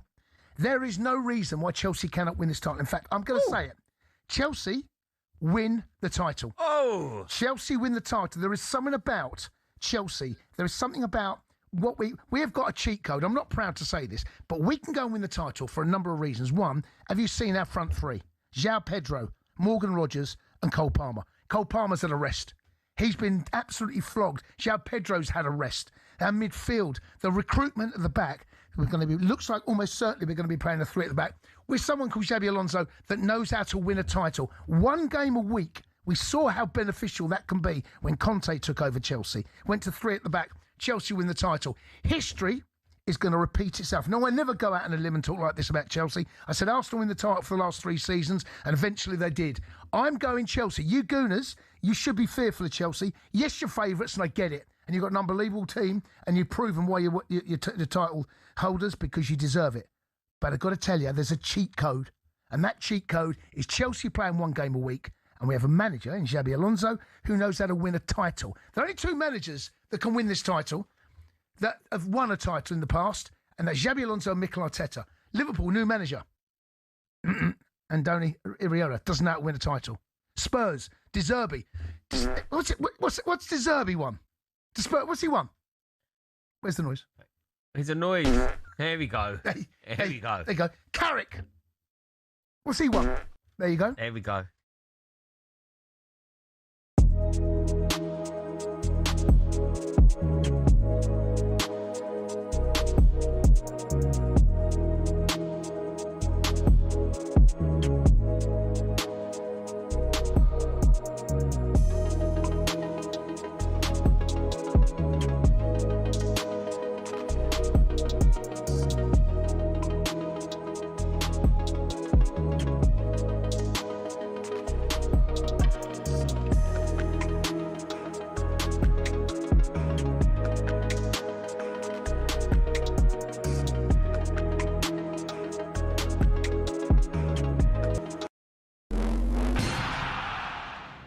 Shin pads are a footballer's best friend, even if players like Jack Grealish do wear such small ones you can barely even see them.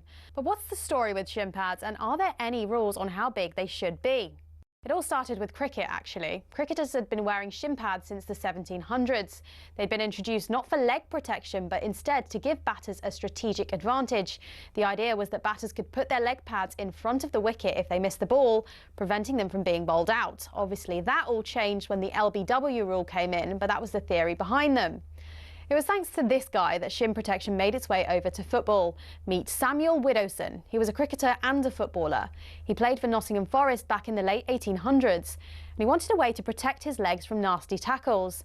Apparently, he'd broken his leg in a match against Sheffield United in 1874 and wanted to stop it from happening again. Naturally, his mind drifted to his other favourite sport, where players had been wearing these pads. Story goes, Widdowson cut up his cricket pads, sewed them into his socks and popped them on before taking to the footy pitch. Ta-da! Shin pads. Like all great genius inventors, everyone took the mickey at first. To be fair, he probably looked quite stupid running around with these on. But it's thought his whole Nottingham Forest team then began wearing them from 1887, and the first known use of them in a match was in 1894, in a match between Newcastle and the then Woolwich Arsenal. Eventually, FIFA clocked on that this protection was pretty important for footballers.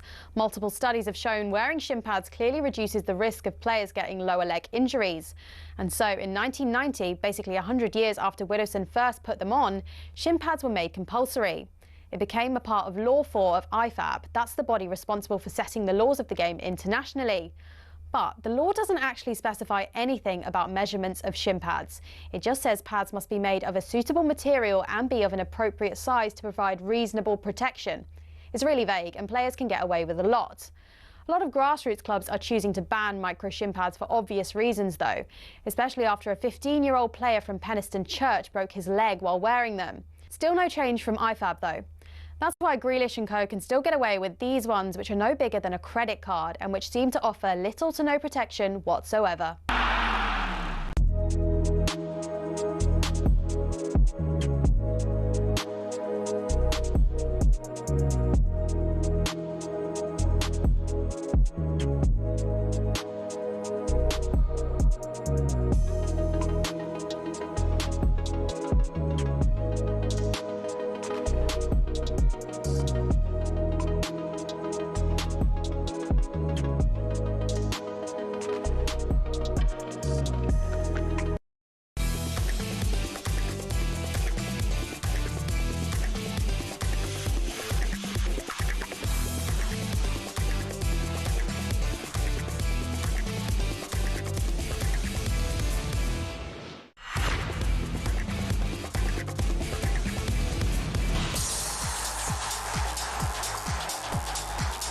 Very good evening. It is indeed the Transfer Insiders on talkSPORT with me, Ben Fletcher. Jacob Hawley is to my left.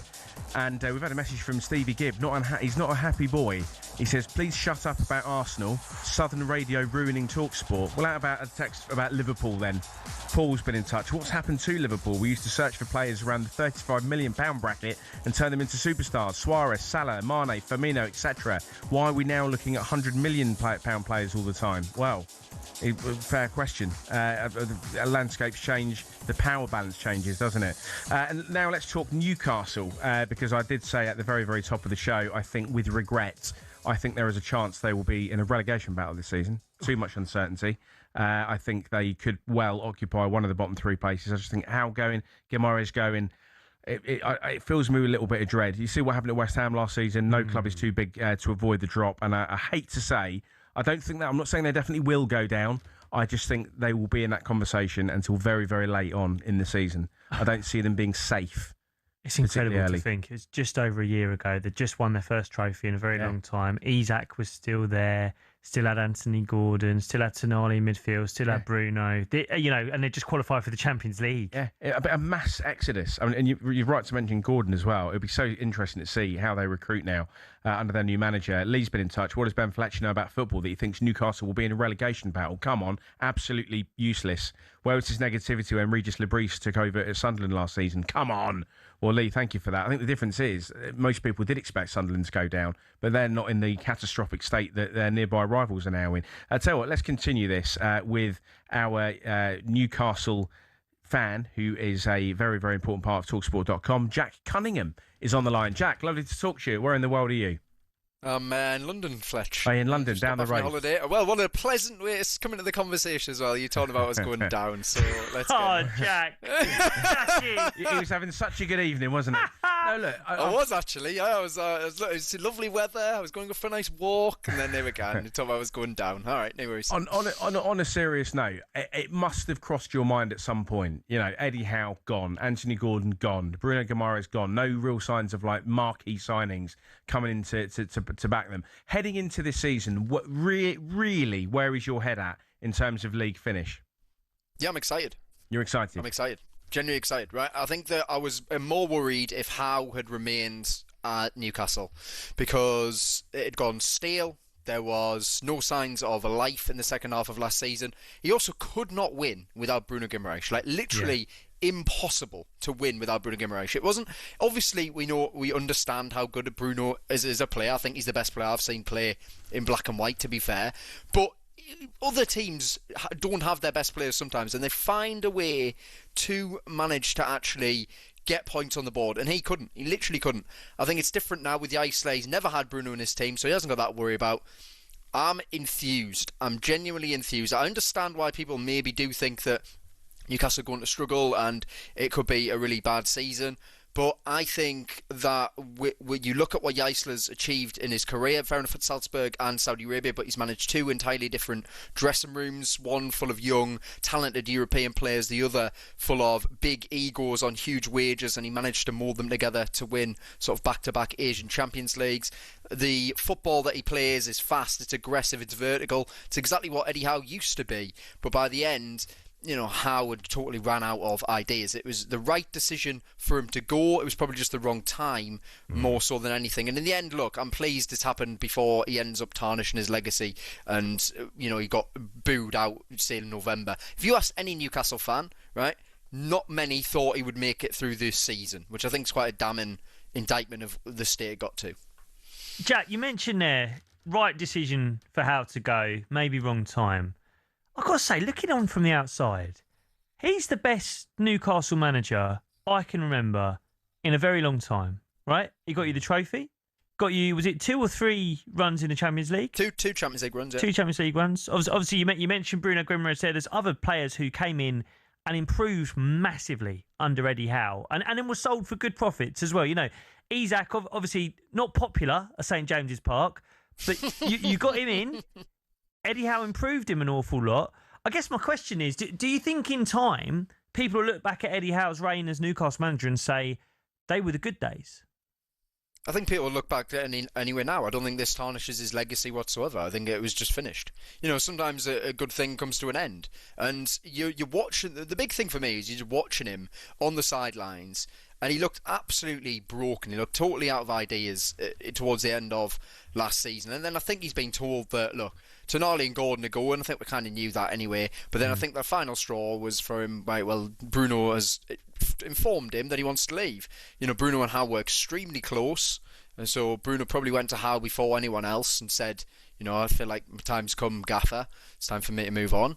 And then he felt like he couldn't carry on, and he informed Newcastle weeks ago that he wanted to leave. He just decided to wait until we got to the point where there was a replacement lined up, and I'm really happy with the replacement. Jaisler spoke really well today.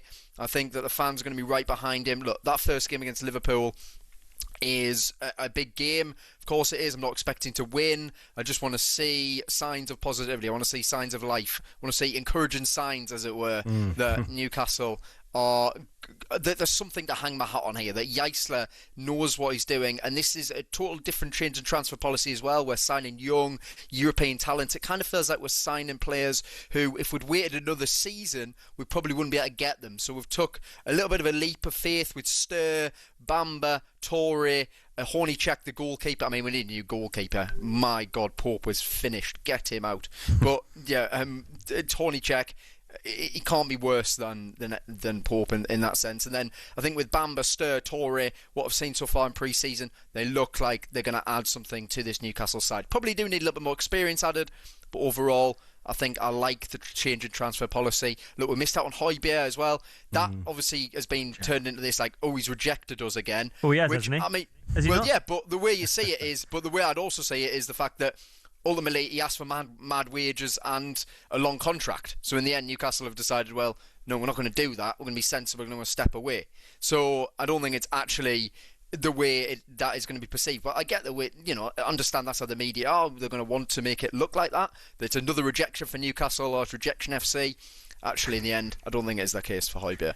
It isn't a great look. I know what you mean. When a player says no to a club, you're right. It could have been wage demands were too high. It might have been that things were being asked for that were really unrealistic, and the club are right to hold their ground and say no. But the optics aren't particularly good. But you said something that really, really interested me there, Jack, about just change being good and rolling the dice and taking a leap of faith. Do you think it's the case that that's exactly what Newcastle have done? And you said you're excited going into this season because things had got that little bit stale under Eddie Howe. Maybe he was half a season away from tarnishing his legacy, as you put it. I don't think we've ever really seen an Eddie Howe Newcastle side. He's not been able to spend the money that he's want to spend for well-publicised financial reasons. He never really looked particularly happy there, apart from that trophy win, which is obviously a moment in history for him and the club.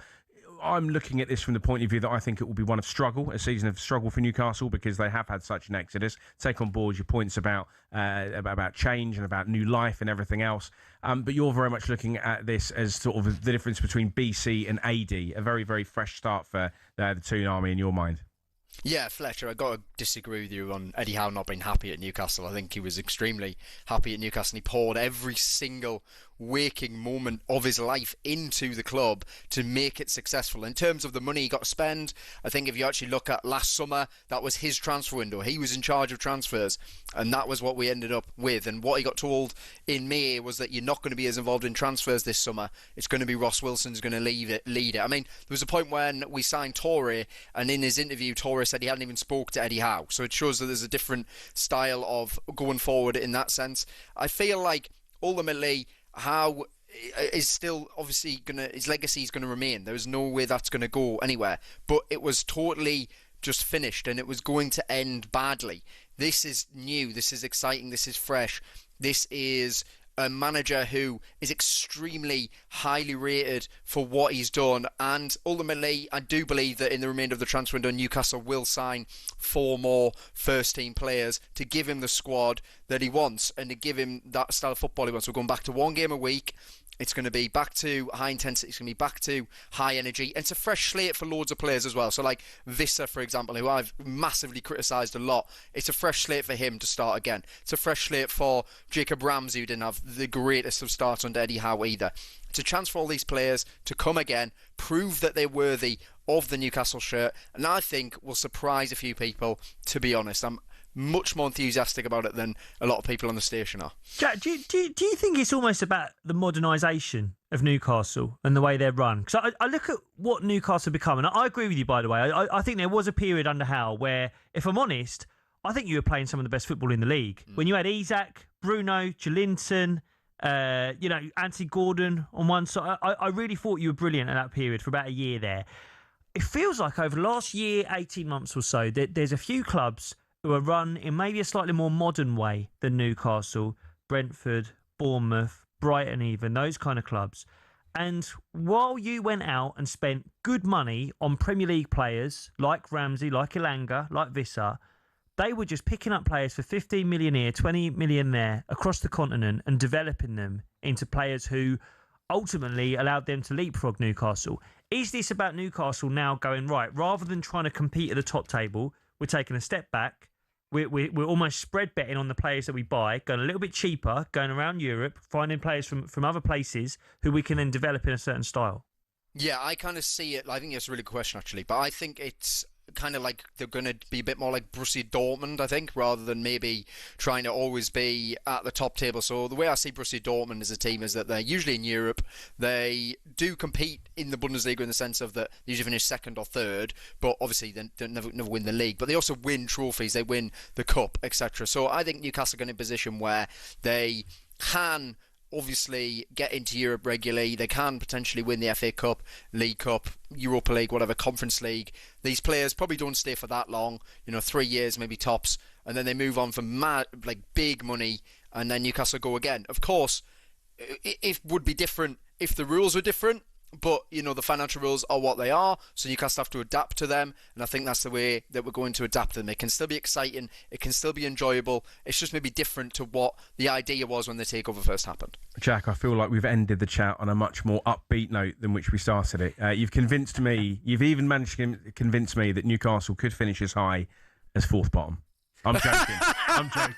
I think you might do a bit better than that. I'm just saying there's every chance. I'm not saying we'll see. We'll see. We'll revisit it. There'll be a charity bet at some point. I'm Do sure. a wager. Yeah. Jack Cunningham, a Newcastle fan from talkSPORT.com. Thank you for joining us. Enjoy what's left of your evening. 03717 223344. Jeff from California has given us a WhatsApp. Newcastle will be the Tottenham of last year. They hadn't won a game in 4 years. If Bruno didn't start, they're done. Liam Aspin says the disrespect Eddie Howe gets from some Newcastle fans, I don't get it, me. Wow.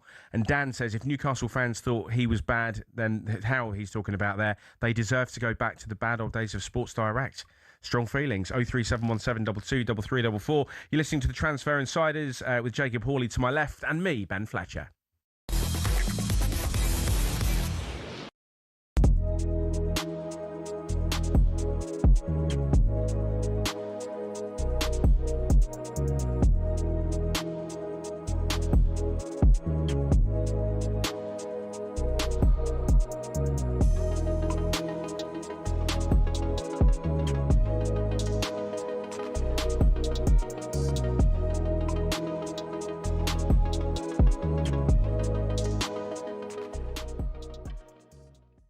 We don't know. Because, do you know what I'm not buying, Gabby? I'm not buying this whole, Victor would have been a problem. I don't know if he would have been Vinny would have taken the number 7 shirt, would he? No. We don't know. I don't think that, but Vinny Jr.'s character, he's coming to Arsenal, he wants Ballon d'Ors, do you know what I mean? What's wrong with that? No, but I'm saying, and also, he's coming in on a lot more money than other players. If you're Saka and Rice and Ryan and Gabriel and Saliba, and he's coming in, triple what you're earning. Massive causes. Well, if you've won a couple of Champions Leagues, right, and the league is running out your ears, then as far as the other players are concerned, that doesn't matter. Why not? Why does that not matter? They're the players who just won you the Premier League. But that's the player. But that's the marquee signing. Bruno G cannot be our marquee signing. He can't.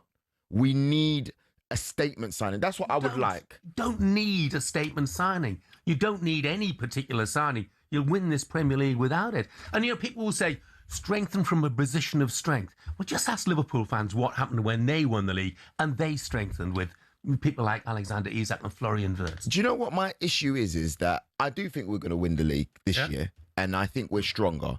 But I think of the fact that when you're in these kind of positions, like a Man City were when they first won the league, when they beat United on goal difference, you have to capitalise. You have to know that your future depends on this 2, 3, 4 year period.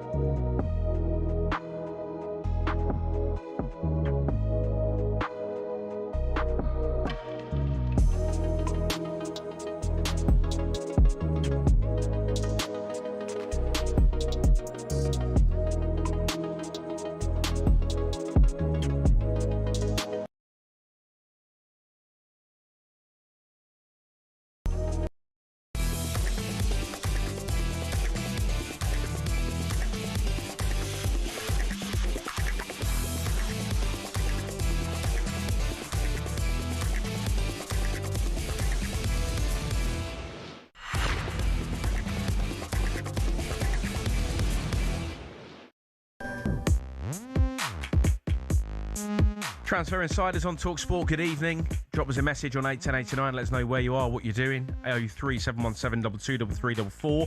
Had a text from an unknown name, number ending in 1145.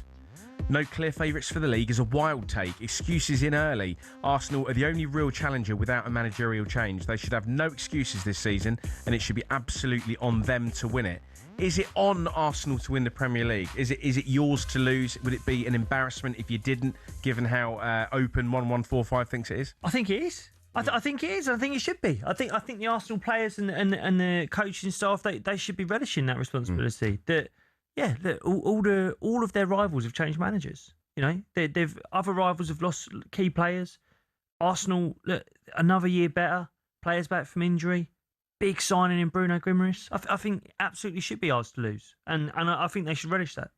Yeah, I'm back-to-back Premier League titles for the first time since, I can't even think off the top of my head when it would have been under Wenger, presumably. We haven't done back-to-back under Wenger. You didn't do back-to-back? No. It was 97, and then who won it in 98? Must have been Arsenal won it in 98, didn't they? Then United did the treble in 99. They did 99, yeah. I realise I'm going back before you. Yeah, well, no, not quite before your footballing memory. But I was very small, yeah. Arsenal never did the double under. I find that, or the back-to-back. No, I never did do That's back-to-back, insane. no. When I think back, of course. This would be huge. It'd be massive for us. And look, I do think they're favourites for it. I do think they are. I still want one more forward in there, but yeah. Could that forward be Marcus Rashford? He's turned up to pre-season with Manchester United now after his holiday. We were chatting about this before we came on air, and Marcus Rashford, I think, had a really good World Cup. Did what he had to do for England, didn't get huge opportunities to shine, but when he did, he gave England a good chance. Some good PR for him after some pretty bad stuff during his time at Manchester United. He's their player to lose, their player to get rid of.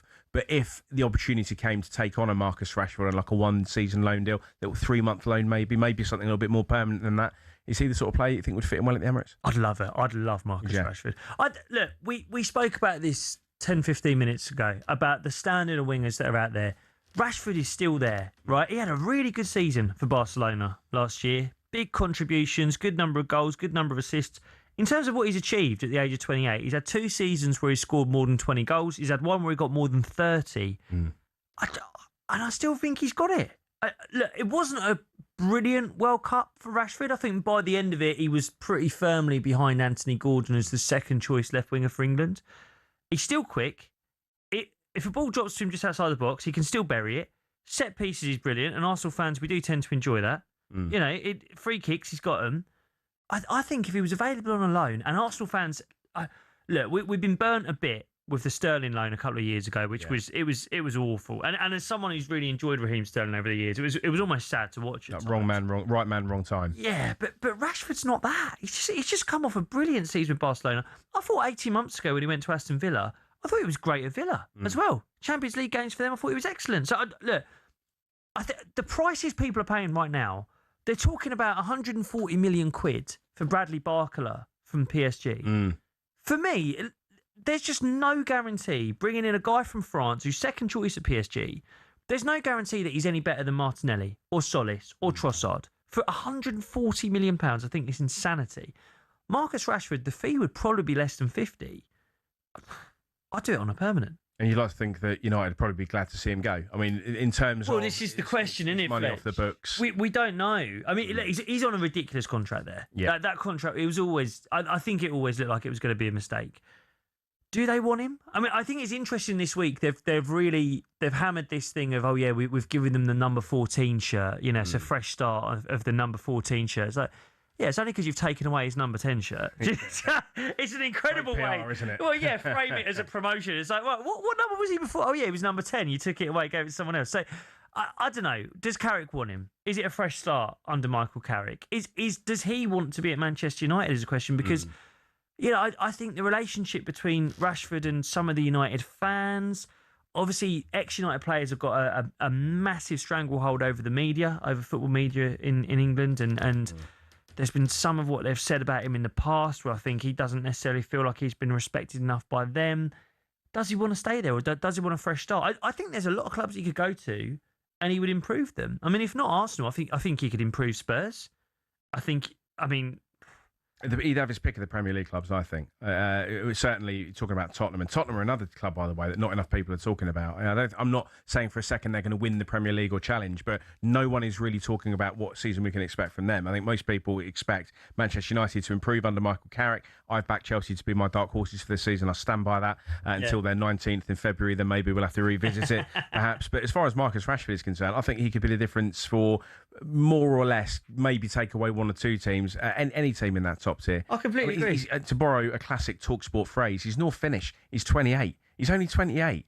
Yeah. He's not an old man by any stretch of the imagination. He's got much more to offer. And with the fees that are being discussed right now for everyone, I really I mean, look, it'd be cheaper than Garnacho, Fletch. He'd go for less money than Garnacho went this summer. And I don't care that Garnacho's 23, whatever, that Marcus is 28. Like, the level of talent with Marcus Rashford is so much higher.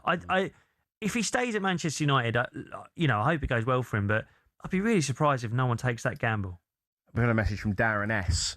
Thank you, Darren. 03717 223344. He says Spurs should go and get Rashford. If they did, Jacob, would that bother you? Like, oh, Spurs have seen something in him. Why have we not? Do you know what I mean? If I think if you were to go to the board at Arsenal or any other top club and say Spurs have seen something, why have you not? They'd say, yeah, because we saw the 350 grand a week wage demands. That's what we saw. And look, if Spurs want to do that, then they do. I mean, I think that's for me the one thing that stops Spurs from being real favourites to get European football is you look at the forward line. What is it? Matthias Tell, I guess Richarlison, Kudus if he's fit, with Conor Gallagher behind them. It's they've bought some good defenders in midfield this summer, but that they still need to invest an awful lot in that forward line. So I could see it happening. But I think at the age he's at, I think United needs to do a bit more than give him a number 14 shirt if they're going to really. I mean, look, the proof will be in the pudding. He might start the first game under Carrick, and we go, okay, he's United's left winger again, and maybe it all works out, but I still think there's an opportunity there if someone wanted to take a gamble on Marcus Rashford. Do you stick or do you twist? And just to clarify, when I said he had a good World Cup, obviously he didn't get a huge amount of game time, but I mean, what a goal, first and foremostly. And you sort of think to yourself, he did what you had to do with a little time that you had. I'd like to see him. We talk about redemption arcs. We talk about your opportunity to sort of make things right again. I'd like to see him stay at Man United for that reason. A lot of whispers that maybe he was a little bit troublesome in the dressing room. There were talks of attitude. But let's not forget, he was at Manchester United where things were going wrong on the pitch just as badly as they were going off it. And I don't think he was the only player that was maybe walking around with a bit of a fug over them. I'd like to see him stay at Old Trafford personally and make a bit of history there, because I think under Michael Carrick, they're going to have a very good season. Do you think he starts for United? I'd love to hear if United fans wanted to get in touch. Does he? Do they want him to stay, and does he start over someone like Cunha? Or an Mbumu? Does he start for them? I don't know. They've spent a lot of money in those forward positions. Yeah, that's exactly it, isn't it? 03717 223344. United fans, does Rashford start for you? Are you desperate to keep hold of him? And if you support another Premier League club, do you want to sign Marcus Rashford? Did you get in your fantasy football team this season, Rashford? Well, we've got to know where he is first, right? Yeah. We don't know whether he's going to play. That could be a great bit of business, couldn't it? That is the key with fantasy football. It's not about just buying the stars. It's who's going to start regularly for those teams. Who's going to start regularly for a team that doesn't concede much. Yeah. Look, I'm not very good at it. Get yourself a Brentford defender. Yeah. Because they're pretty tight. Get yourself a Brentford defender. And I mean, to be fair, Brentford striker isn't a bad shout either, because he scores a few goals. Who have you got in your? I haven't picked mine yet. I leave it very, very late. Yeah, leave it very, very late. But we were talking about wild cards. I'm increasingly thinking Grealish, but we'll come on to that. Especially if he ends up going back to Villa. 03717 223344. It is the Transfer Insiders on talkSPORT with Jacob Hawley and me, Ben Fletcher. Next up, we'll be talking a bit of European football.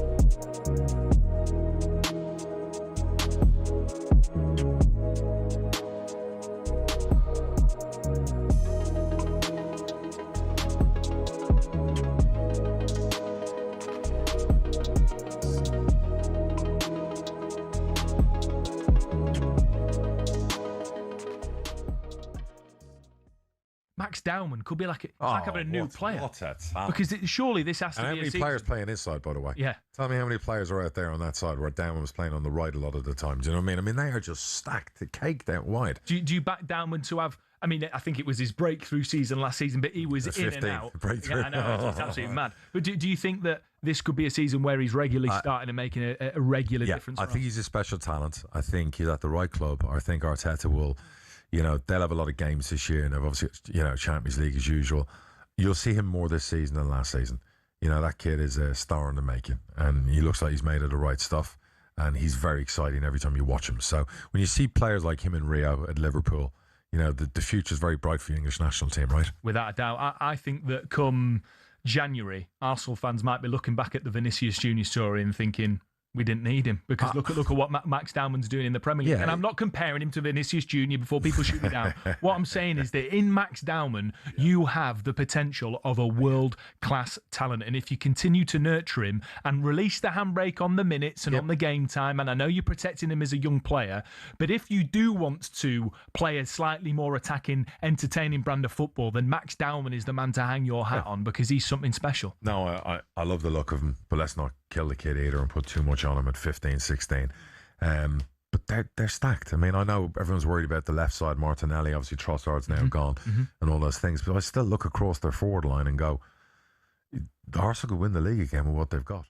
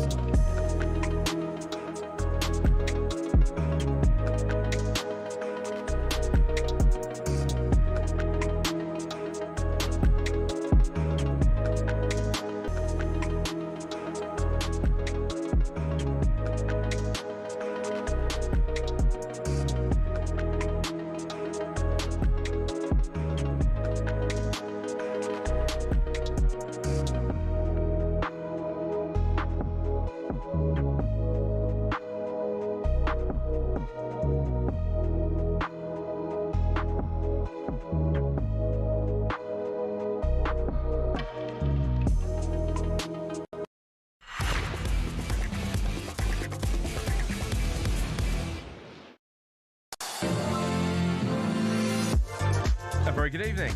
It's the Transfer Insiders indeed, with me, Ben Fletcher, Jacob Hawley to my left. Paul N has dropped us a WhatsApp on 03717223344. He thinks it's hilarious that Jack didn't once mention that what the Mags are doing now is exactly what the bigger club in the North East did last year so successfully. Put a tenner on at 11-1 for the Ganindun Toon to get relegated. Loving the show. Cheers, Paul. I don't know what I've started. He was in such a good mood, poor old Jack, before he came on. I'd like to think we left him in a relatively healthy state. He can't be knocked, Jack. No. He loves that club. Yeah. He finds faith and hope in anything they do. I do. There's a little part of me, Fletch, thinking about Newcastle and Eddie Howe. And we were talking about this in the break of it. It's almost a little bit similar to Arsenal with Wenger. Yeah. Of we've had some good times, but you know when it's time to go. Only comparison I'd make, West Ham with David Moyes. They won that European Cup, and then all of them were ready to move on from Moyes. And then it just went from bad to worse. To where they are now. And I always, I've heard Everton fans recently say, I think we've had enough of Moyes. Listen, never wish Moyes away, because you never know what life after Moyes is going to be like. Even at Manchester United, has life got much better at Manchester? It has, to be fair, but but you get what I'm trying to say. Yeah. Sometimes you don't know what you're wishing for. You don't know when you got it good. It's definitely the better the devil you know. Is sometimes, the phrase, isn't it? Yeah. And we'll come on to Jose Mourinho, because this Netflix documentary that he's been in has more than ruffled a few feathers, shall we say. Still haven't seen it, but I'm keen to get your view on it a little bit later on. Let's return to the Super Cup final, though. PSG versus Villa, live on talkSPORT tomorrow night, 8 o'clock kickoff, and catch up with our European football expert. Andy Brassel is on the other end of the line. The other end of the line, that's a fanciful notion, isn't it? Like it's actually physically a phone like you have in your He's hallway. on the landline. Yeah, he's on the landline. On the landline for talkSPORT. Andy Brassel, good evening. How you doing? You right, Andy? Fortunately, not dial up, but I like the idea of it as a sort of tug of war. Anyway. Yeah, absolutely right. So the PSG perspective then for the Super Cup final. We had the Villa perspective earlier on from Dan Bardell. He's given this game to PSG. He says that Villa haven't taken key players. They have. How do you see it? How are PSG looking heading into this final? Well, it's funny because they've had a much longer holiday than they did last year.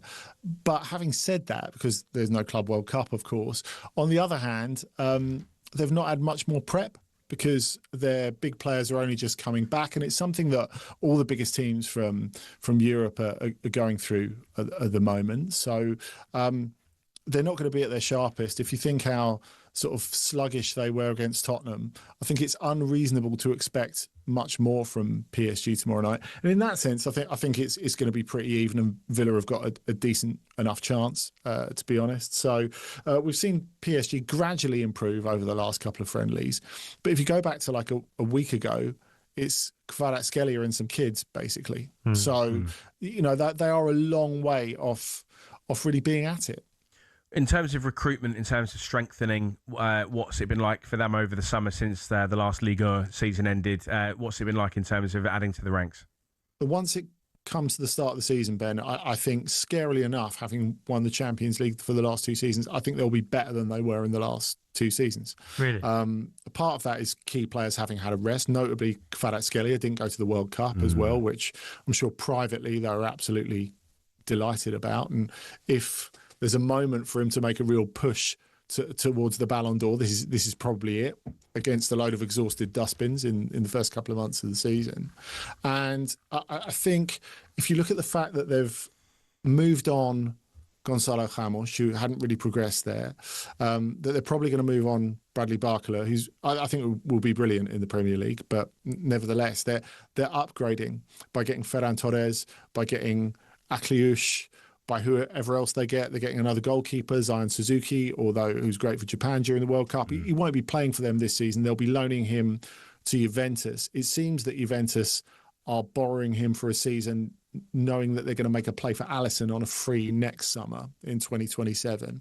So the depth of PSG this season is frightening. It's just all about recovery, really, between now and the second week of September when the Champions League starts. Can I talk to you about Bradley Barcola, Andy? Because I've seen, obviously we've seen that Liverpool have been linked with him an awful lot this summer. It looks like the fee that PSG want is around 140 million. Is that right?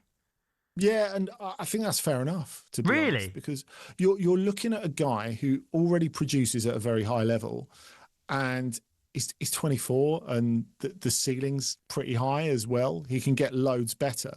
Now, I know the coaching staff at PSG think at some point, now goal scoring's not the main string to his bow, but he gets in double figures every season. But really, it's been the creative side of him ever since he first came through at Lyon. The fact that he can stretch the game, the fact that he can go both ways, that he can get behind the fullback and then deliver the right ball, that he can make the right decision at breakneck speed. But the coaching staff at PSG think with the right work, they can turn him into a 30-goal-a-season guy.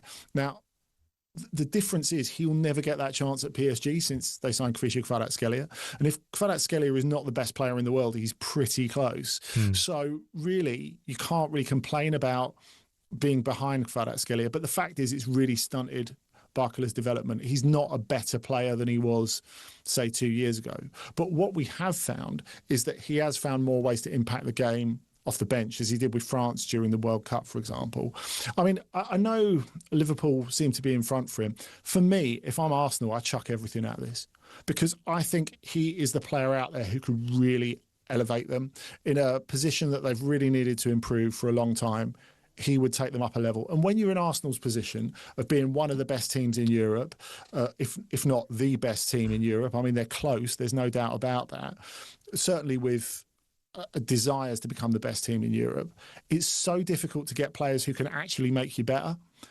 Honestly, I'm not even sure if Bruno Guimaraes does that, but Barcola definitely would.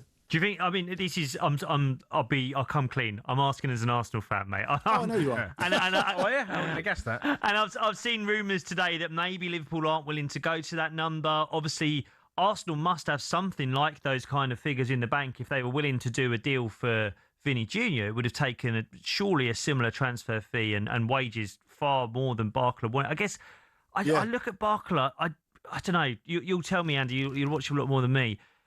Can he do the Premier League? Is he big enough? Is he strong enough? Does he want wide open spaces to run into? Can he do it when you've got to go to Forest and they stick 10 behind the ball and you've got to break them down? But we've seen with France, he has been able to deal with deep back lines as well. And of course, that's what he's been doing with PSG every week in Ligue 1 for years and years and years and years. You know, people don't come out to play against them. They're terrified of them. So really, he is useful against half-dead defenders on the counter-attack, but there's a lot more to his game as well. And he's been playing for teams that are expected to win every week since the very beginning of his career, since he came through at Lyon in the first place. I mean, I know this may seem sacrilegious because, yeah, Vinny Jr. is one of the absolute best. I honestly think Barcola is more suited to what Arsenal are trying to do than Vinny Jr. is. Wow. You know, Vinny Jr. is a player who really needs a team built around him, certainly from an ego perspective. Barcola, not so much. I think he fits what Arsenal are doing really nicely. And it helps you, the defending Premier League champions, doesn't it? We were saying, Jacob, earlier on, this is precisely the sort of marquee signing that the Gunners could be looking for. Andy, let's go to the lily white half of North London. And Jed Spence could be another very famous English import to Inter. Where are we at with that? Yeah, it looks like it's close. Of course, a lot of Spurs fans moaning online about it's not a lot of money. But, you know, he's not been a first pick for Spurs, has he? He's been someone who has given everything when they've been in real trouble at the bottom of the table, and, you know, fair play to him for that. But I think we're expecting an unrealistic price to be tacked onto him off the back of a pretty good World Cup. Whereas, honestly, I don't think he's a better player than Denzel Dumfries, who he's going to be replacing. Maybe he can become that player, and we've seen a lot of him in the past. Like, you know, he's great at Nottingham Forest when they got promoted, and he's had his moments at Spurs. But look, he can't get past Pedro Porro, and, you know, he's not turning up on the left-hand side if Destiny Udogie's fit. So I think it's fair enough in terms of value. I think it kind of works for everyone. You'd expect it to go through. We've seen some English players be really successful at Inter. Obviously, John Stones is hoping to do that as well. Ashley Young was great there in the twilight of his career. But I think the interesting thing is where Spurs are going to spend the money next, because the reports in France tonight that Spurs are going for that centre forward, and they're trying to make it Folarin Balogun from Monaco, around about the €60 million mark, which is about £51 million. He was a player, he's had a great 2026. He really, really improved in the second half of the season, went on a great goal-scoring run that got Monaco from a disastrous season to just a disappointing one in the end. And what he's really shown in the last 6 months, year, is it's always been suspected about him that he's a good finisher, but can't really do much outside the penalty box. But actually, he's proved in the last 8 months or so that he has become a much better player outside the penalty box. So, you know, if there's a chance for him to get back to the Premier League, it's going to cost money. But, you know, given some of the strikers that Spurs have paid that sort of money for that haven't really quite worked out. So I guess Richarlison's had his moments, the same with Dominic Solanke. Obviously, fitness comes into it. Balogun, it feels to me like would be an upgrade from either of those. And the sort of player that could drag Tottenham from near relegation, maybe up towards those European places, which is where they want to be. Just finally, Andy, a quick word on Pogba. Led to believe he could be out of work soon. Yeah, injured again this week, this time in a training camp, actually, ironically, in England. They've been at St George's Park this week, Monaco, and signed a year ago, cried tears of joy getting back in the game, but it's been an enormously frustrating experience for him, really. I'm led to believe he's been really useful in terms of the experience and the big brother role he's used in the dressing room. But, you know, ultimately they want to see him in the pitch, and he's not been fit enough to play. So really you just want him to be in a competition where he is going to be able to play, where he's just going to be able to enjoy himself for the last couple of years of his career, because the last year has been a pretty miserable experience. What is the level for Paul Pogba now when you think of all the highs over the course of his career and where he's at now? We don't know, Ben. We don't know, because when did we last see him play? You know, he's been out of the game for 3 years, basically. I mean, you know, you can't count him as being a player really last season, because he played just a handful of minutes for Monaco. He's clearly not up to Ligue 1 football physically. So I honestly don't know, because MLS is quite physical. We know he's really into American culture, but again, could he manage that? Like, there's no evidence to suggest that that he could. So maybe we're looking at the Middle East, or maybe he just decides to call it quits. And that'd be a real tragedy at such a young age. I mean, what is he, 33 years old? I mean, I know we've seen that with big names in the past. They can't just quite recapture those past glories and get back to a decent enough level. But for him to call time on his career, I think would be a great tragedy from a football point of view anyway. It'd be a shame, but there must be a point where you think, I can't do this anymore in terms of the struggle. You know, he's in a comfortable financial position with a young family. People love his company. He's a great person to be around. And it just doesn't look like fun at the moment anymore. So I know everyone wants to go out on their own terms, but very few footballers can they? Yes, it is sad, 33, but it's like, if he's done 3 years of trying to get fit, you know, do you want to start at a new club, do all the press, do all the interviews? I want to make an impact here, knowing that move your family. Yeah, move your family again. As you say, Andy, it'd be somewhere a long way from home. It could be the Middle East. It could, to do it all again, to then go through the disappointment again. I mean, there'd be the amount of media work there'd be for someone like Paul Pogba. I think he could do transfer insiders. Or he could do, or don't talk yourself out of a job, or indeed me for that matter. Well, I was going to say, I'm putting him in the hosting chair, Fletcher. I'm not saying he's in this chair. Or he could find his way into non-league ownership, you know, like so many other former players. Maybe see him down the road at Dagenham and Redbridge, not a million miles away from here, but we'll watch that one with interest. Andy Brassel, our European football expert, thank you for joining us. Speak to you again very soon. Cheers, Andy. Thank you, guys. 03717 22 33 44. Looking ahead to the Super Cup tomorrow, PSG v Villa, 8 o'clock kickoff on talkSPORT. But next, we'll be talking the EFL and the Championship.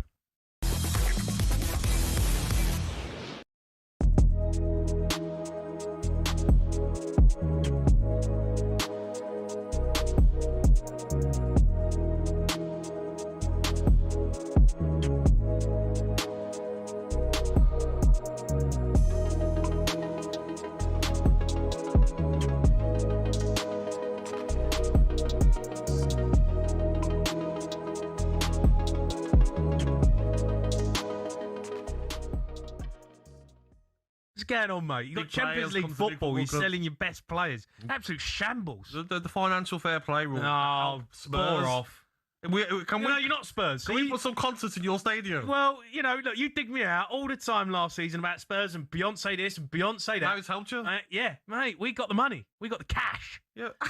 Don't make me laugh. You're selling Morgan Rogers. We got no choice. 70 mil. We got no choice. You got Champions League football. What can you do, though, if the rules say you have to sell? Do you know what I mean? You have to sell. You should be banned from the Champions League. Okay, but you should be banned. Okay. You sold Tillmans. You sold Morgan Rogers. Constance wants to leave.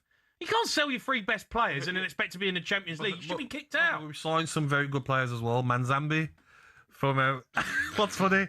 Manzambi, star, Swiss international at 20 years of age. Yeah. We've signed João Gomez from Wolves. Scored a fantastic goal the other night against Bayern Munich. He toe-poked it, Jamie, into the corner.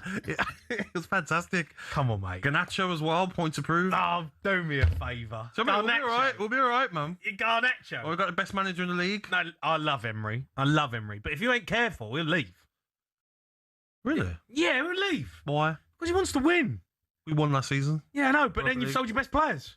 He'll understand the frustrating rules. Mate, he's got owners. Eventually, he'll go, what like Eddie Howe's done with Newcastle. He'll go, no, I've had enough. Isn't that what you want? And you're like your mob and like this so-called top 6 they call. You want that, don't big you? Six. You don't want top 6, big 6. But you don't want Villa and Newcastle. Do you know what I mean? Being a bit of a pain, do you? You want like you can't. Oh yeah, keep you there. Like keep you there.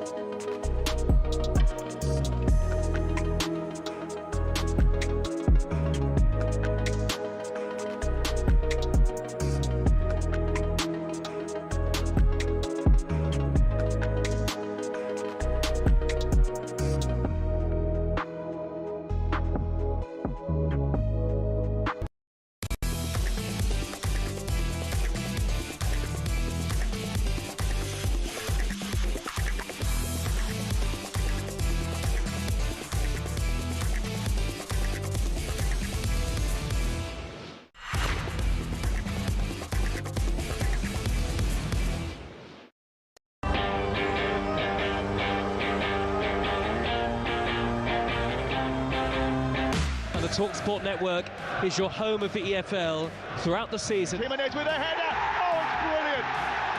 Powerful header from Raul Jimenez. And he back across goal. It's in. It's in. And Blackburn back-to-back win. They are back in the Championship. Bolton 4, Stockport 1. Preston North End playing wonderful flowing football. Gotta love the EFL. Just got to. Britain's ball in, right-footed efforts in. What a start. It's Middlesbrough that take the lead. Lincoln get the ball into the box. Oh my goodness me. It's 1-0. Little reverse ball in, fired into the net. Sheffield United are ahead. Looks for Birmingham, has scored! Kiram Gore, brilliant goal! Oh, lovely stuff from Watford. Larin shoots, Larin scores, and as quick as a flash, Southampton out of nowhere have got a goal. And the cross deflected goes in to give Burnley the lead. Bowen into the area. Oh, Jared Bowen at his very best. A superb advert for the EFL. Yeah, it's creeping back, isn't it, the season? I mean, when you're a National League supporter like me, the season's already back, and after a 3-0 home defeat to Sutton, I'm already sick of it. But we're all very excited about the EFL returning, and Jacob, I guess you support a team that, unless something goes very, very wrong, your team will never play in the Championship either, you'd hope. I hope so, yeah. But it is absolutely fascinating to think what could be the season in the second tier. We were chatting before we came to air about how we think West Ham might fare this season. A lot of people think they'll come straight back up. I was lucky enough to host a weekend sports bar weekender, I should say, with Carlton Cole at the end of July. Very, very confident he is that the Hammers will return to the Premier League at the first time of asking. Me, not so much. No. I think they've got the resource. I think they've got the quality. They've got a good manager who's got out of the second tier before. It's not a gimme though. Not for me. I don't think automatics. Playoffs. I'm not categorically ruling them out of promotion, but I don't think it's as open and shut a case as some are saying. They've got the best player in that league, in Jared Bowen.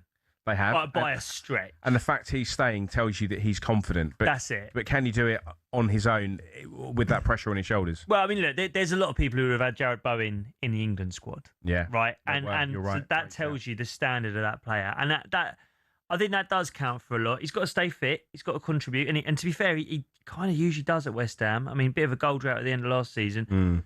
I think West Ham are bang up there. One who's not been spoken about much, I think Burnley are up there. Yeah. You know, they're a team that have gone up and down a lot over the last few years, but they know how to, the owners there, they know how to get that squad together to get them back up into the Premier League. I mean, who else would you be looking at in the... Middlesbrough are always present. So I thought Borough, I was impressed by them end of last season. They lost Rob Edwards, but they still looked pretty good after that. And I thought they were quite unlucky not to get there in the end. Borough's a good shout. Yeah, the issue I have with the Championship is, well, it's not an issue, it's actually one of the reasons that makes it so good. It is so difficult to predict. And I always go back to the early noughties when Ian Dowie was Crystal Palace manager, and my housemate at uni, avid Palace fan, might even be listening now. Benny, if you are, good evening to you. And we were just ribbing him about the fact Palace were going down. Like, this is useless. Like, Dowie's got to go, yada, yada, yada. This was at Christmas 2003, I think. It took him up via the playoffs. And they went from about 17th to winning the playoff final. And you think it is the sort of league where if everything just clicks at the right time, anybody could go up. Yeah. I would genuinely back Lincoln City to get into the Premier League, or at least get into the playoffs. Do you think so? I've got a bit of a soft spot because I did get university there for 3 years. But the Mighty Imps, it is more than just a football club. The whole city is galvanised around that club. It is and what a story. They were playing National League football back in, I think, as recent as 2017, and they're now one below the Premier League. Yeah, it's incredible. I mean, there's a few stories like that. I mean, a team like a Bristol City. They're always the bridesmaids, aren't they? Bristol City. I know some people who are involved with the club, and every season it feels just a little bit too far for them. But to have never been in the Premier League, like Bristol's one of the last great cities to have a good weekend, isn't it? Yeah. Think about like stag do's and like hen do's, whatever you want to call it, weekends away. Bristol is an absolute spot, and they've got incredible support. Bristol always. City. I mean, if they could get to a playoff final at Wembley, what the support they would bring, it would be fantastic for that city. Wrexham is another one being mentioned in my ear right now. Yeah, but Wrexham, I look at the Wrexham Hollywood story the other way, and I'm a little bit done with it now. Yeah, I'm with you. I don't like it. I don't like it. And people go, oh, you'd like it if it was your club. I don't think I would. Would you not? And it's nothing against the Hollywood thing. I've nothing against the people of Wrexham or anything like that. But I just think now, I'm just a little bit done with it, and I'm sure Wrexham fans are delighted to be playing in the Championship. I'm sure they're delighted to be in the conversation about maybe going up to the Premier League, but to have just basically effectively bought their whole way there. Yes, they have to be coached. Yes, the right players have to be selected. I understand all that, but I can't imagine that ever happening again. And not in a good way. It's not like Luton, for example, who found themselves in the National League, 30-point deduction at the very, very bottom, worked their way up a lot more organically. I go on completely organically, yeah. There's no handouts. Exactly. They had to be smart. They had some good managers over the course of that. Some great players involved as well. That is a proper Football League romance story, and that's exactly the word I was looking for. Romance, like a bit more organic. Of course, a club like Wrexham, with the backing that they've had, could do what they do. Yes, they've still got to do it, and Phil Parkinson's been brilliant for them, and it's been one brilliant story. But I just look at that and think, well, people criticise Manchester City, they criticise Premier League clubs for spending huge swathes of cash. So why can we not aim criticism further down the pyramid? Because ultimately, that's exactly what they've done. If they hadn't been for that Hollywood money, they probably still would be in the National League. Yeah. Maybe League One if they're lucky. But quick word on Lincoln City, who go to Middlesbrough at 3 o'clock on Saturday, live over on talkSPORT 2. Have you ever been to Lincoln before? We were talking about this before, weren't we? I've done festival on the outskirts. I've done some gigs there. Yeah, I've performed at Lincoln before. It's a brilliant city. I know when Tottenham was staring relegation in the face and they dodged it in the end, obviously. But a lot of people were talking about Lincoln away. That was the club, wasn't it? Everyone used that. They used it as an insult. Yeah. They used that as the insult to mock Spurs. They said, you're going to have to go to Lincoln next year. Do you know, brilliant city to go to. Absolutely brilliant city to go to. The football club, Sinsel Bank, is down by the river. It's like Victorian tenements. It's a lovely old Football League ground. It is not tenements, terraces. Tenements are something completely different. I think with my Glaswegian heritage, there are blocks of flats. Victorian terraced houses. It's a beautiful old city. A hill, cathedral, castle, some great bars as well. Yeah. I've mentioned those who listen to Weekend Overnights on talkSPORT will know I have a bit of an affection for a place called Trebles for Singles, which is a place that does exactly what it says on the tin. Trebles for Singles. Who's your three? If you were to pick three teams that you think are definitely going to come up from the Championship to the Premiership at the end of next season, I would go Wolves and Middlesbrough as my top two. Yeah. And West Ham playoffs. I think you've got to say really West Ham. murky. I think it would be like a really murky, like finishing sixth on the last day of the season and then just somehow housing their way back into the Premier League. I could just see that. What about you? I'm going to go... Because I've said it, I'm going to go Bristol City. I'm going to go West Ham. And you can't not say West Ham. And I'm going to go Borough as well. I think Middlesbrough are going to get there next year. I think Lincoln will reach the playoffs, though. That's my bold claim for this season. Jacob, thank you very much indeed for the time being. One more hour to go. This is the Transfer Insiders on talkSPORT.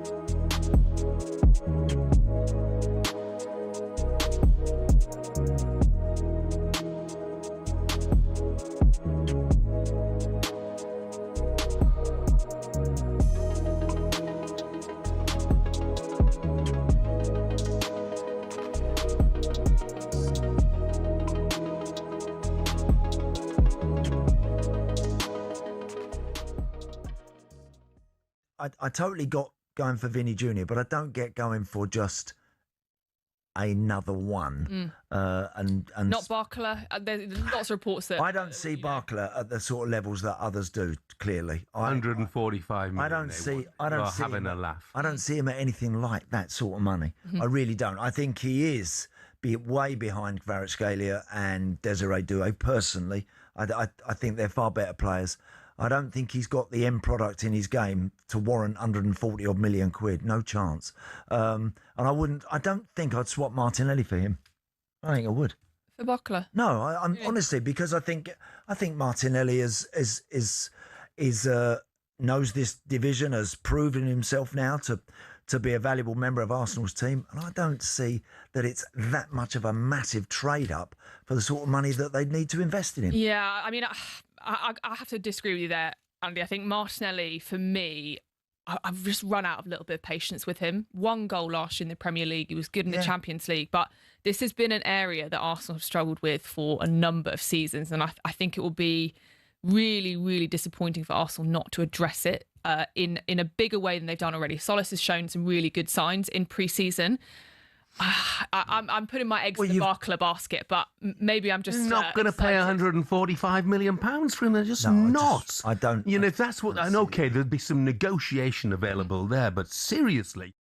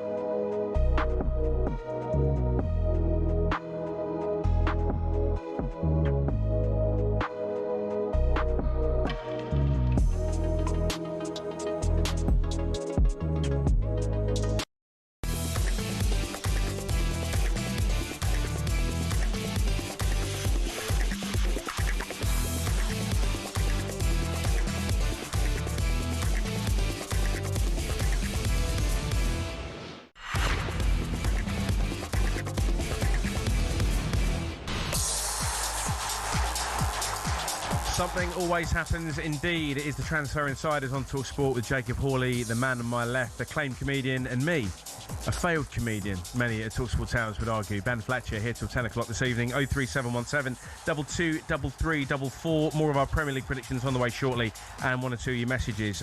Jacob, we were chatting before the show. You obviously got married. Yeah. I congratulated you for, and it's transpired that we were on neighbouring Balearic Islands while we were away.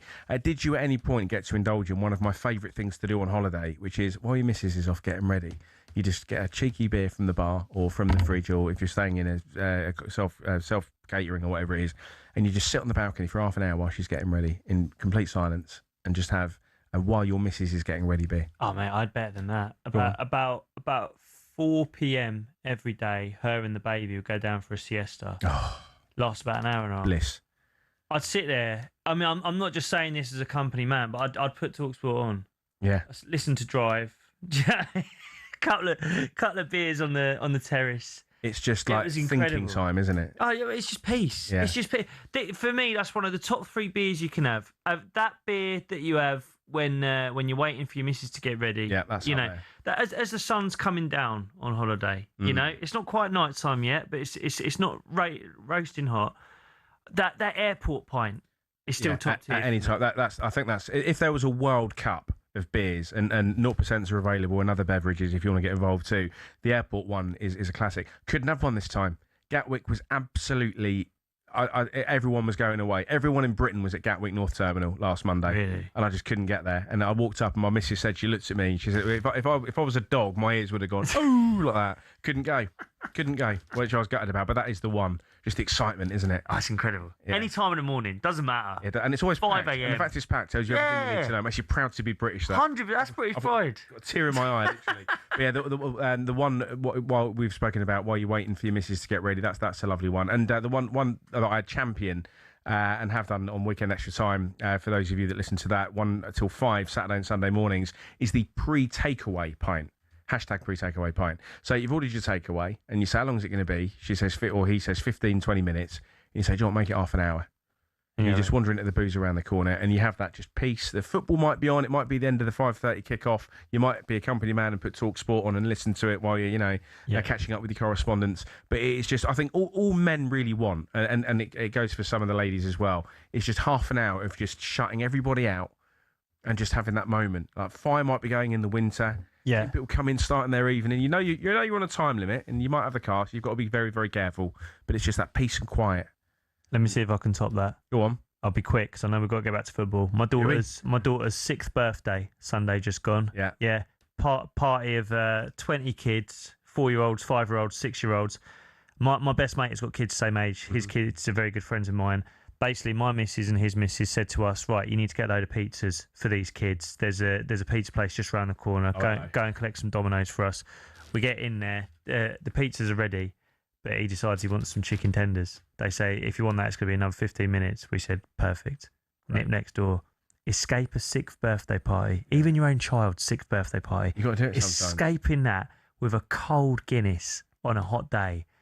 Absolute bliss. Absolute bliss. They could have thrown those pizzas in the bin and made fresh ones. If it meant I could have sat there and had that pint with him. A little bit longer. Absolute bliss. It's just taking the moments, isn't it? Like yeah. When you're a dad of 3, you got 3? 3 kids. Yeah, 2 I've got. So when you get those moments, it is just, that's what it's all about, just taking them. And it isn't all about the consumption. It isn't all about as quickly as possible. It's just a moment in time where everything just seems to stop. Yeah. And you can really, really indulge it. So if there was a World Cup of beers, what would be in your top 3, or what's on the podium for you? 03717 223344. Do you play golf, Jacob? No, I don't. I don't either. My dad started playing when he was 40, so I've missed that boat just. My brother's really good, so I can't claim to know what Alex from Brighton's on about, but he says nothing beats a post-18 round hole of golf pint. Absolute winner on a hot day. Well, they call it the 19th hole, don't they? Yeah. That's a decent one. That's what you see. I see a lot of my mates going skiing nowadays, and I do not understand the attraction until they're sending me pictures from the après ski. That looks like a nice pint. You know, when you can put your pint glass on a bench covered in snow. That looks like a nice beer. That's a nice shot, isn't it? Yeah. Well worn on Insta, but well worth doing. We've had one from 5627. Best beer for me, toddler. Oh, Mike. Best beer for me, toddler needs a nap at about 12 p.m. midday. Little 30-minute walk to get him off. Then a lovely pint while he's snoozing. Wife and 2 other kids at the pool chilling. Beautiful. Lovely. That'll do. Do you know what? You get that when you go to all inclusives and you got young kids. Every now and then you'll have to do the walk with the kid in the pram. You see it, and you give the dads a little nod. There's a little and it's a nod of recognition, isn't it? Yeah. It's almost like a little sort of I've been there, and it will We're get in the easier. same boat. We're in the same boat. It's like a mutual. I mean, you could end global conflicts with this. Yeah. You see what I mean? Like just that recognition. Between men in all-inclusive hotels in the Balearic Islands. Other islands are available. Right, let's return to football before junior middle management get their knickers in a twist. Not for the first time over the course of my long and indistinguished career at this radio station, but the Premier League is back a week. Well, we're 10 days away, aren't we? Because it's Friday It's Friday, isn't it? The 21st of August it gets underway. I love when it starts on a Friday. See, it seems to be the case more and more nowadays that we'll kick off with a Friday evening kickoff. I love a Friday evening kickoff. Big fan of that. Oh, man, and you're getting to the point in the year where it's starting to get just about dark by the 8 p.m. that you're kicking off. Yeah. I mean, I'm going to be at the Emirates for that. I'm absolutely buzzing. I'm so ready for it now, Fletch. I've got to say, when we had that gap, and it was only about a week or so between the end, the Champions League final and then going into the World Cup of England, that felt too short. Yeah.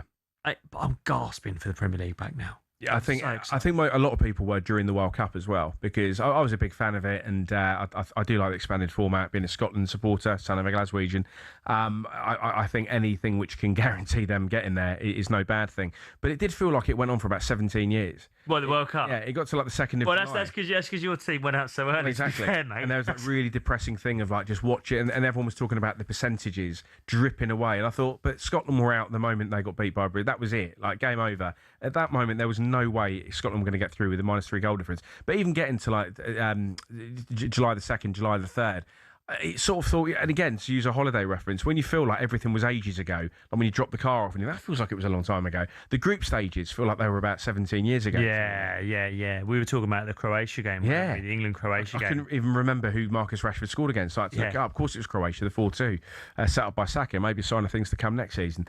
But in terms of the Premier League then and predictions, I've been very honest about this for a few weeks now. I do think Chelsea, if anyone can challenge Arsenal for the Premier League, my shout would be Chelsea. I just think that their transfer business has been different this year. It's been creative. Morgan Rogers is a huge one. The likes of LaCroix. I'm intrigued by the two elder statesmen of the Premier League that they've bought in, Welbeck and Henderson. I think that's less about them getting actual minutes. Maybe Welbeck will get a few, but it's just that a bit of, it feels like the grown-ups are back in control a little bit. Yeah, well, I think it was a big thing about Xabi Alonso coming in, wasn't it? He said, give me that credit card. You're not spending any more of this money. You're not doing any of these daft deals anymore.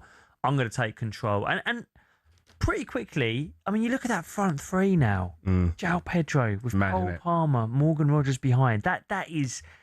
It's really, we were talking not long ago about, how many good attacks are there left in the Premier League? How many good attackers are there? There's 3 pretty good ones there in João Pedro, Morgan Rogers and Cole Palmer. I still think there's question marks over the defence. I still think they miss a keeper. And I think the thing with Chelsea... there was times when they had ridiculous managers there last season, but they finished 10th for a reason. They've got a long way to go to get into a point they can challenge for a Premier League title. And they've done a lot of good things this summer. I still think there's a chance they've got a lot more good things they need to do before they can get there and properly challenge for the Premier League. But I think they get Champions League, Chelsea. I think we saw Man United last season. That playing once a week makes a big, big difference, especially for Xabi Alonso, manager who wants to spend a lot of time on the training ground. So Champions League, I can't see him competing for the Premier League title. I think they will up to a point, but they'll just run out of steam. I could see a situation where maybe I get invited back to do this at the end of February, March time, and they're just about hanging on. We're not saying, they're out of it. It might be that Arsenal are, 8 or 9 points clear or whatever the table looks like, who knows. But I could see a scenario where they're hanging on in there. And once you get into that sort of territory, that would represent a great year for them. And when you think about where they were under the depths of Liam Rosenior, and what an absolute waste of time and money that was for everybody after Enzo Maresca left the club. You just sort of think, I do feel not enough people are talking about them. And talk doesn't bring Premier League titles, I know that. But they haven't got a European campaign to worry about. And let's be clear, Alonso, who's probably clinging on for the Liverpool job, has obviously seen something in Chelsea that he thinks he can work with. He's not gone there to just finish 4th. He's not just gone there to... he's gone there to win silverware, obviously, but the big ones. And I wonder how impatient he is. And knowing that Chelsea managers aren't afforded the luxury of time, whether or not he does feel he could shock a few people this year. Yeah, I do think there's been a bit of a change of tack with Chelsea. I think they might, Bluco might have learnt the error of their ways, and they might have gone, you know what, we are going to have to stick with someone. And if you're going to stick with anyone, a manager who's done all the things that he did in Germany, I know it didn't work out at Real Madrid, but I think we've seen over the years that Real Madrid is a really difficult club to go into. What he did at Germany, if you're going to back anyone right now, in terms of a young manager, Xabi Alonso is the man to back. So I think they may well be a bit more patient with him than they have been with previous managers. And let's be clear, it's not that they wanted to get rid of Enzo Maresca. Maresca wanted to go. He wanted out, didn't he? So his head was turned. I think it might be that they don't have to finish 3rd or 4th for Xabi Alonso to keep his job. I think as long as he finishes, maybe top 5, maybe even 6th, I think he'll keep his job at Chelsea and he can build from there. I think the rest of the top teams next season, I mean, who if we're to assume that Arsenal favourites, who would you have as second? I think Chelsea. I think they're up there. You'd have Chelsea second above Manchester City? I can't see Maresca doing it, especially if they lose Rodri. I think to lose him and Pep Guardiola in the same summer would be so destabilising. What was the long-term injury they had last season? I've gone completely blank. Rodri was out for a long time, but then Vardiol had a big injury. Yeah, the Guardiola as well. That was it. And I just think it's too big an ask for me. I could be wrong. Often am, but I don't see City challenging for the title. Not challenging. No, because we've seen it before with Liverpool, haven't we? We've seen it before with other clubs that just sort of disappear off a bit of a cliff. Yes, they've got the resource. Yes, who wants to go in after Pep Guardiola as manager, by the way? The last Manchester club that had that, a huge dynasty, Sir Alex Ferguson, how did they get on? With a squad that needed a huge amount of investment, which needed a huge amount of rehabilitation. I almost see Enzo Maresca doing kind of similar to what Unai Emery did after Arsene Wenger. I think he might be there for a year or two. I think Vincent Kompany will come in. Yeah. With City, I think the quality they've got up front, Erling Haaland, he's still the best striker in the world for me, by a distance as well. I think, if we could talk about wingers, Semenyo is bang up there. Ryan Cherky looked like he was really starting to settle. If Foden can get back into his rhythm, there's still so much quality there. And that's the depth, isn't it? If it was a horse race, they're the favourite at the back, but they're coming with City. That's always the thing, isn't it? 03717 22 33 44. More of our predictions on the way shortly. Oh, it says here Woking and non-league. Do we have to? This is the Transfer Insiders on talkSPORT.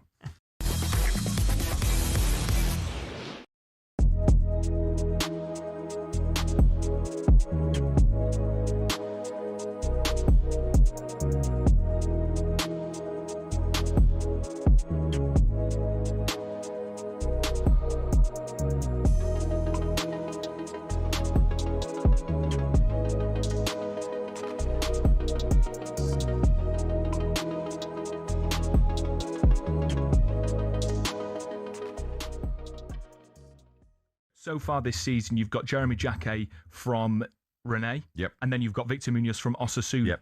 Obviously, Araujo's on his way, Barcelona captain, high-profile signing. Yep. But it just feels to me that maybe because of this transition post-Klopp and the failed project last season under Arne Slot, not the season before, maybe Liverpool are in flux in terms of who they are right now, in terms of identity and their playing identity. No, I hear what you're saying. And look, it's the media's job to point these things out and come up with some kind of thesis on why Liverpool haven't won a title for 10 months. And I smile while I say that. But here's the reality. They're still the most successful club in England. Yeah. They're a world-known club. Everyone knows them. If they want someone and they can come up with the money, they can attract players. Somebody going to Real Madrid over Liverpool, I'm not losing sleep about. A French person going to Paris Saint-Germain because he's basically French and he's live near Paris. Again, that's not a club issue with Liverpool. We will make signings in this window. Areola will instill an identity. It'll be an identity that will be exciting for the fans to watch. I saw a lot of Bournemouth games last year. Any fans who haven't, go watch them. Yeah. They're young, they're quick, they're dynamic, they never stop pressing, they never give up. If he instills that at Liverpool, and it'll take a minute, it will be exciting. We might not be up there at the start challenging for a title, and it depends how far Arsenal or Man City get ahead. But don't write Liverpool off like that this season. Yes, we're a few pieces missing. We've got the defensive cover sorted now, apparently. We'd love a central midfielder. We'd love a right winger. We'd like a little bit more strength and depth through the squad. But I still think good things can happen this year. And pre-season games have no reflection on how our season's going to go. Yep.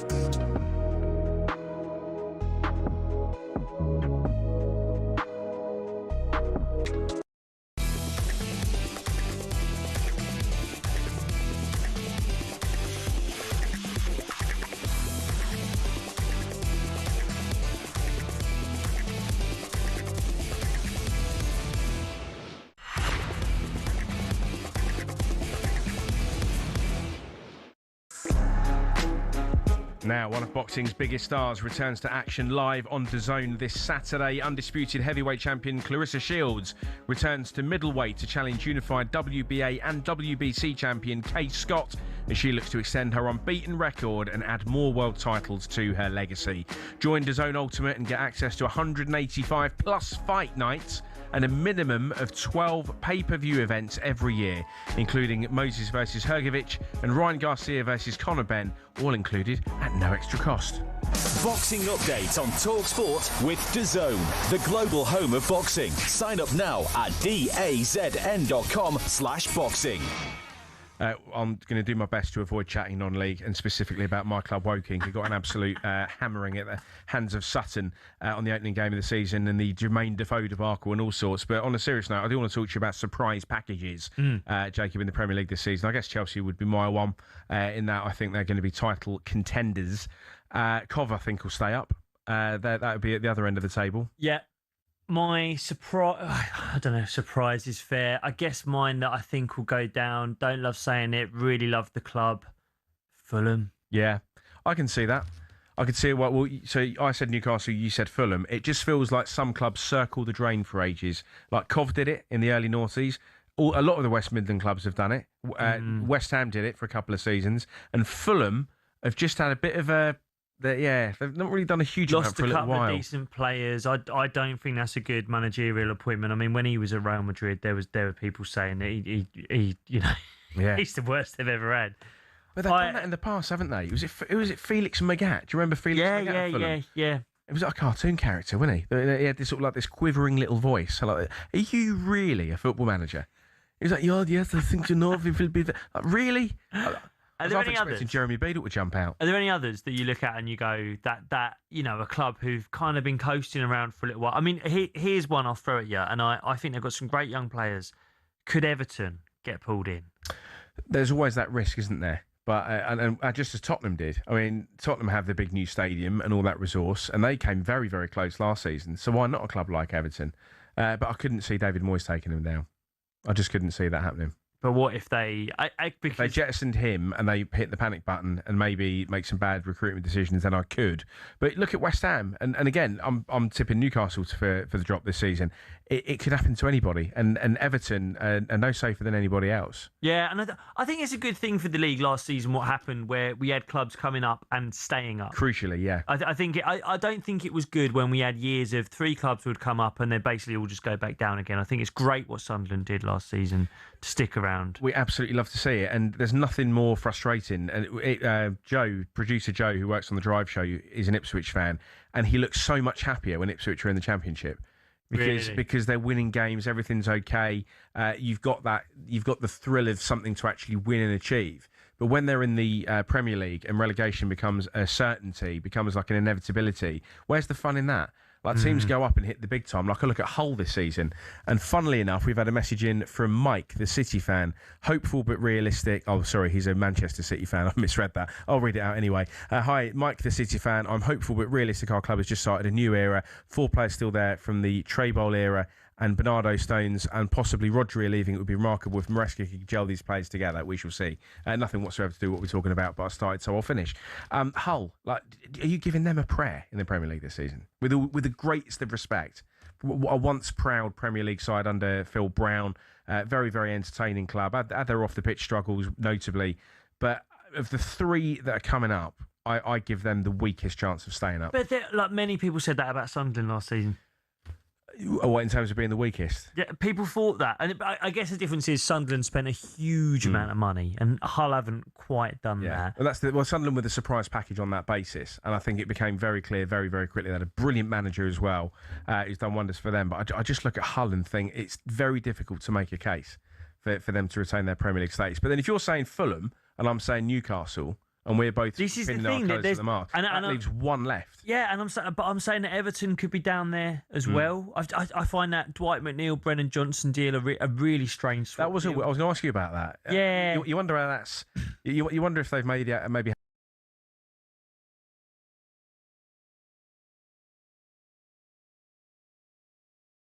I don't see it, even from a footballing point of view. I don't see it for either team. Because I think McNeil has actually been strangely consistent for Everton over the last couple of years. Brennan Johnson's had an absolute horror show at Palace.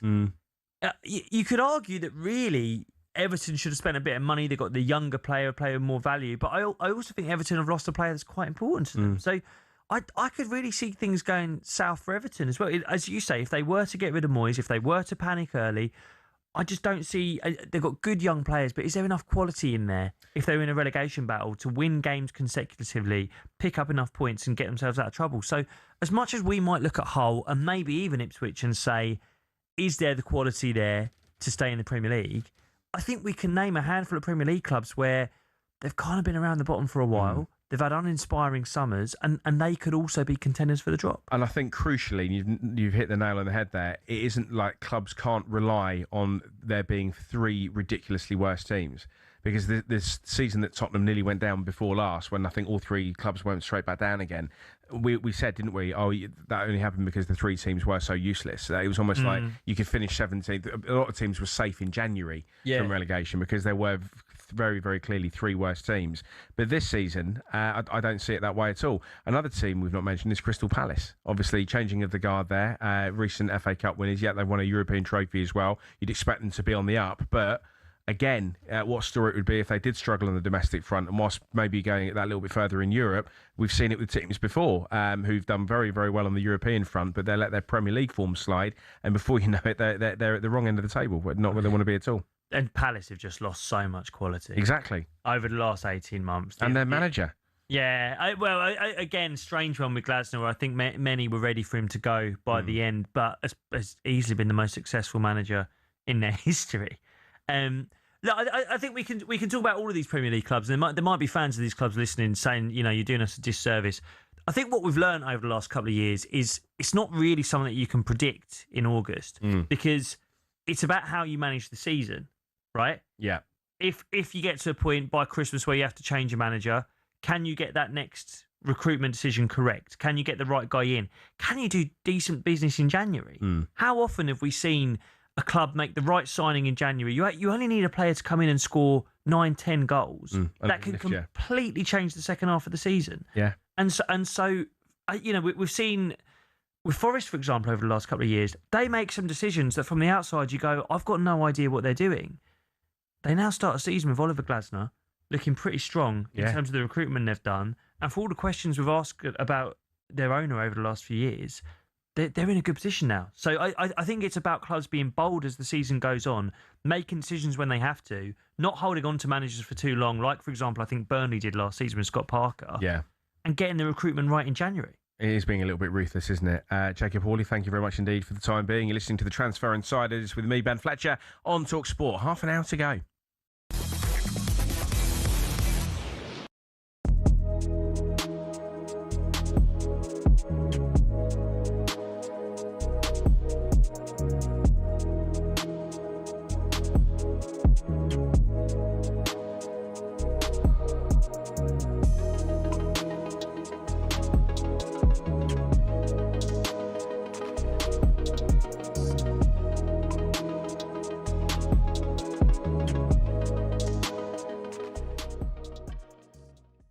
Steve gets in touch with the United fans. He says, boys, with Rashford, we've been down this road so many times. We've sang his name, give him over 300 grand a week, backed him and watched him stink the gaff out week after week. Body language is such a huge part of football. It is. I can't sit in the Stretford end again and watch him sort of mope around and sulk on the pitch. He's worked hard for any club who'd take him on loan over his supposed boyhood club. We've been down this road too many times. Shake hands, get him out the door ASAP. Do you understand that sentiment from some Manchester United fans? Totally. I totally get it. Yes, he's burnt his bridges there. I get all the reasons for it, and he's done himself no favours whatsoever. Like I said, the player had potential to be top.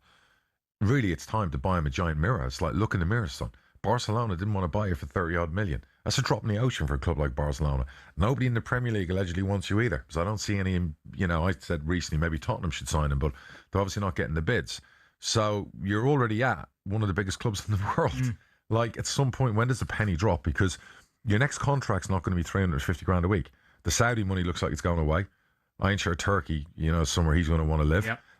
So where are you going after this? How old is he now? He's still, he's in his prime.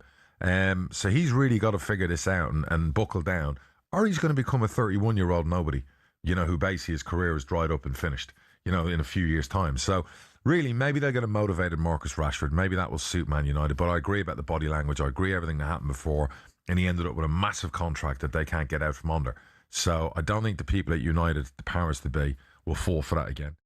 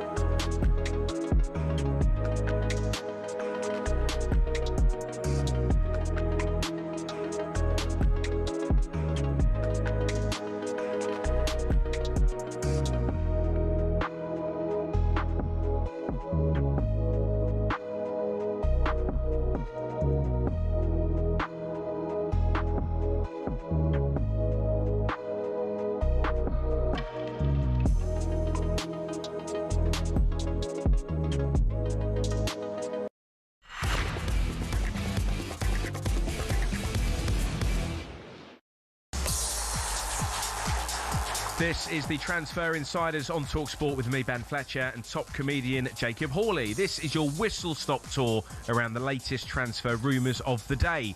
Let's start with the rather surprising news that Miles Lewis-Skelly has been offered to Chelsea and Manchester United. Let's hear from talkSPORT's Rory Jennings now, who gave his take on the rumours. I don't know if this is going to happen, but if Arsenal are even genuinely contemplating this is terrible. Like, do you know when I was young? You look at the career that Andy Cole had. Andy Cole scored 42 goals at Newcastle, won a treble at Man United, was an unbelievable, arguably the most underrated Premier League player, certainly centre-forward of all time. Arsenal let him go. I know there were circumstances and whatever else, but he was on Arsenal's books, and it was a mistake to let him go. Obviously, it was a mistake. Yeah. This could be that. Like, you can't. I want Arsenal to let him go, so I don't even really like saying this out loud, but it would be one of the most self-damaging manoeuvres from Arsenal's ownership, from Arteta, to let a player of this quality go. You've nurtured him. You've brought him through. He's Hale End. Do you remember when he played Tottenham? Oh, Jamie, do you remember when he played against Tottenham? It would have been about probably 18 months ago, like January of the year before. Arsenal beat Tottenham 2-1. Trossard scored. When he was coming off, he was like a geezer at the clock end. He was laughing at Richarlison. He was laughing at Brennan Johnson. He's got that edge. A travesty for Arsenal to sell Miles Lewis-Skelly to Chelsea, Jacob. On that basis, can you really see him leaving the club? No, I don't think he's going to leave at all. I don't think he's going to leave. I don't think Arsenal have any intention to sell him. I'm not sure he really wants to leave the club. I mean, as Rory's saying there, he loves the club. He cares about playing for Arsenal. You see it in the way he plays. He's a local lad. I don't love these stories because I think the wording of it is really interesting, that he has been offered to Chelsea. Now, who's offering him to Chelsea? Because I don't imagine that's Arsenal phoning up Chelsea saying, do you want Miles? Like, I don't see that. No. So it feels to me like it might be part of his team, his management, his agents, whatever that might be. And I think it's pretty clear this has come as a result of Bruno Guimaraes coming in and assumedly taking one of those central midfield spots, which is where he ended the season last year. And this has happened similarly in the past. This time last year, or much later in the summer last year, I should say, Pierre Hincapié signed for Arsenal. He came in as a left back. That's where Miles was playing at the time. He was almost back up to Ricardo Calafiori at the time.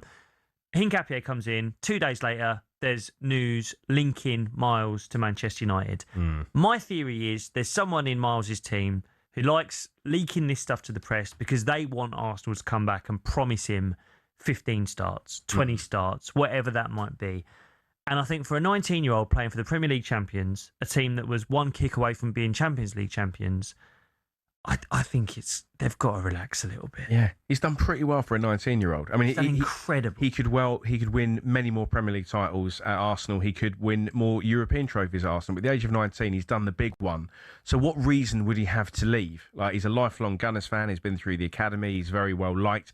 Maybe if there is a fear of a lack of minutes, is there a little bit of a thought about international career here? Maybe he looks at missing out on the World Cup under Thomas Tuchel. There's an eye on the Euros in 2028. And could he really make that decision to leave his boyhood club just to get an England place? Yeah, maybe. It still might not be enough. But Fletcher, he got 33 appearances last season. Yeah, he's not short of games. In a season when he started 18 years old and finished at 19. He started as a left back, moved into midfield, changed positions mid-season. He's still got 33 appearances.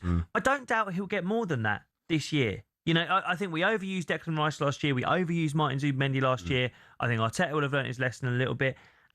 If we're talking about him getting into the England team, when does a move to Chelsea guarantee you that? Well, exactly.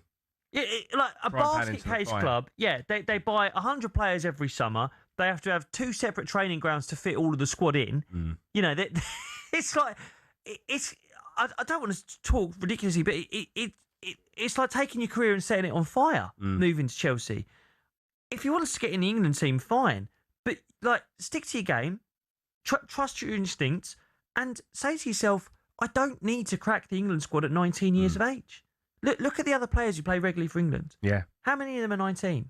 Well, Nico O'Reilly, I guess. Yeah. He's just got in the squad. You know, he could get an injury next season. That could be Miles taking that spot. I really don't think he needs to make a move at this point. I don't think he wants to. But I do think that with a manager like Mikel Arteta, who is big on culture at Arsenal, he's not going to enjoy seeing this from a player every time a player joins the squad. No. If he feels like his minutes are threatened, his agent's going to the press. Yeah, and I wonder what the end game is here, particularly as well, because it's not like he's necessarily after a new contract. It is, I think somebody said earlier on, it's to generate maybe a little bit of noise, a little bit of disruption. But Mikel Arteta's no mug. He doesn't like this. He's very big on class. He's very, very big on things being done the right way. And for all intents and purposes, on the pitch, Miles Lewis-Skelly's doing that exact thing. It just seems that 1 or 2 people around him maybe are playing silly buggers. He's got development to do as well. He's not the finished article. And I think this is the hard thing about being a club who are trying to win another Premier League, who are trying to win a Champions League. It's not easy to play teenagers. If you look at when Arsenal brought through a load of young players a few years ago, Martinelli, Saka, Emile Smith-Rowe there at the time, and Nketiah getting a lot of minutes, and they blooded all these players at the same time, Arsenal are playing Europa League football. You know, and you could give a young player a Thursday evening game, you know? And those Premier League minutes, they were balanced a bit easier. When you're at the top, I mean, you see this with Manchester City. They sell academy talent all the time. Cole Palmer, a great example. Yeah. They looked at Cole Palmer. They said, we can't guarantee you enough minutes. Off you go. And I don't doubt that if Miles Lewis-Skelly really does want to kick up a fuss, and I, by the way, I don't think he does. I don't think it's the player himself. He doesn't strike me as that sort of player. He doesn't strike me as that sort of player at all. But I think if he was to turn around at Arsenal and say, I want you to guarantee I'm going to start every week, I think they'd look at him and say, okay, well, we can't guarantee you that. We've signed a Brazilian international, 28 years of age, in my opinion, one of the best midfielders in Europe, to come and play next to Declan Rice. We can't guarantee you're going to start over one of those two.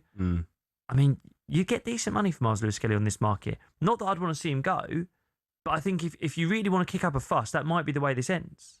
Or could it maybe be that this is one for January? Is this like a bit of mood music being set now? Maybe sort of setting a little bit of a precedent for the new year. I can't see it happening this summer. I'd really hope not, Fletcher. I'd really hope that he could look at this and be patient. And I think actually, of all the midfielders Arsenal were linked to this summer, they were linked to Alex Scott from Bournemouth. He's 23. They've bought a guy who turns 29 in November. You're not going to have to wait long, mate. Yeah. And you're 19. You're 19. 2 years' time, you're going to be 21. He's going to be 31. Yeah. Do you know who I was playing for when I was 19? Furby in a microwave FC in a five-a-side University of Lincoln League. You're doing all right, Miles. Moving on, let's discuss Chelsea's Enzo Fernandez. talkSPORT understands the Blues are currently cool on the player, as Manchester City are also looking at Ayoub Bouadi if Rodri was to go. Jacob, Enzo Fernandez, do you see him moving on before the window shuts? Could it be to Manchester City, or is he the sort of player that maybe after the World Cup is a little bit of a toxic, it may be some toxic, hostile atmospheres coming his way. It's a weird one, isn't it? Because I think it's one of those that we just sort of expected would happen to probably one of the Madrid clubs, right? Whether that be Real or Athletic. He feels like an Atletico Madrid player, doesn't he? You can imagine Enzo Fernandez, Diego Simeone. Giving it, yeah. You can see them getting on like a house on fire. I mean, some of it would be on fire. But the funny thing with Enzo is you have to remember, I think they spent about 105 million quid on it. Yeah, they're not going to want to give up much of that, are they? No. So for this to happen, this is going to be one of the most expensive moves of the summer. And, you know, City have wanted Boadi since the start of the window. They've already done Elliot Anderson. I mean, like in terms of where he plays on the pitch, do they need Enzo Fernandez? And Turkey, Foden, you know, all in that kind of area. Do you need Enzo? No, it's an interesting one. In terms of like reputational damage that he's done to himself at the World Cup, is anything ever unforgivable? I mean, remember Carlos Tevez refusing to come on for, was it Mancini? And people soon forget. Wayne Rooney came out and said he wanted to leave Manchester United. People soon forget. Enzo Fernandez wound up all the England fans, gave it at the World Cup. People soon forget. So I think in terms of like being forced out of the country, in terms of Ronaldo again with Rooney, the World Cup 06 getting him sent off, I think people do forget these things. So whilst that isn't always a reason to get rid of a player and indeed forced transfer policy, I think there is a lot of expectation that maybe he'd leave England entirely just because wherever he goes, it is going to be a tough few months for him. Yeah, I mean, it's not his first rodeo, Enzo. It's not been the first time there's been a bit of controversy around it. I mean, the only thing I say, I do wonder if players might start looking at this with Chelsea, with the 8 or 9 year contracts, with the huge transfer fees that they throw around and go, the thing is, it might be nice on the way in, but once you want to get out, it's really tough to get out of there, you know? Yeah, hugely. And because you're left with a very, very small number of clubs, I could probably count them all on my hand, if that, who are actually prepared to put up that cash. Or you're talking season-long loans and that sort of thing. Well, and it almost feels like Enzo gambled in the I don't know whether it was sort of January or the springtime when I think he was talking about how much he likes Madrid, and it felt like him and Cucurella almost both made a decision at the same time of, we want out of here, we want to get to Spain. Cucurella managed to make it happen. Enzo hasn't. And I mean, you're looking at your watch, 11th of August. I don't know. What do you think that deal gets? I don't think City would do it. No, not that. It would be a very, very late one. But again, kicking it into January perhaps is the sort of thing, like maybe take stock of things. Of those two players, by the way, I'd much rather would have kept Cucurella. I'd get Fernandez out of Chelsea now and keep Cucurella. Oh, I think Chelsea are going to really miss Cucurella. Yeah, I think for the last few years he's been one of the most consistent players, as close as they've had to a leader in that dressing room. Hugely. I mean, you can see that's why Xabi Alonso has brought in players like Jordan Henderson, like Danny Welbeck, a bit of experience. The only thing with Enzo, I do just wonder, there's still links, a couple of teams, Barcelona and Arsenal, with Julian Alvarez. And I do just wonder, the way that he plays, he's almost like a number 10. If Atletico were to sell Julian Alvarez, and they've said all summer they don't want to, if they were to move him on, could they suddenly come in with a lot of money that they would have got for Alvarez and say, now we'll take Enzo off you? I wonder if that could be a late little merry-go-round that happens, around deadline day, where suddenly, and I mean, we're talking big money, a sort of £200 million merry-go-round where suddenly a load of players all move at the same time. I love those, but they always seem to start far too late. And you sort of think it'll be 8 o'clock on, the deadline's at 11, somebody does it, and you think, well, there's not enough time now. No. They can't write the faxes, they can't type them out. Do you know what? Over the years, it feels like Lukaku's been involved a lot. Oh, yeah. And he's already moved. I think he's just gone to Fenerbahce. So, that's one cog out of the wheel. Exactly. We shall see. Still plenty of time to go from a transfer front. This is the Transfer Insiders on talkSPORT. Up next, we'll take a look at a potential move away from Spurs for Jed Spence.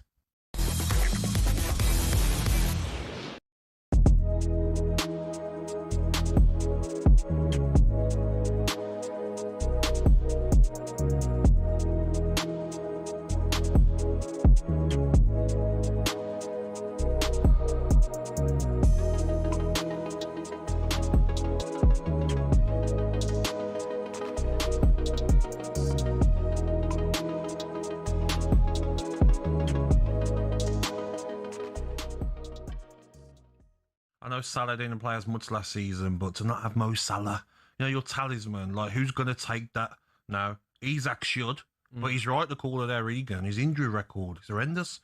If he gets injured again, touch what he doesn't, who's the striker? Gakpo, false 9? Apparently they're in for Bacola. I mean, I like him. I think he's top player. Do you think he's a £130 million player? Well, if Elliot Anderson's 10? How much they paid for it? 110. Morgan Rogers, your mate, has gone to 117. 117 million. I know. Like Bacola, crazy, isn't it? of course, PSG are going to say, well, all right, well, he's 130 million. He won the Champions League, played in the World Cup.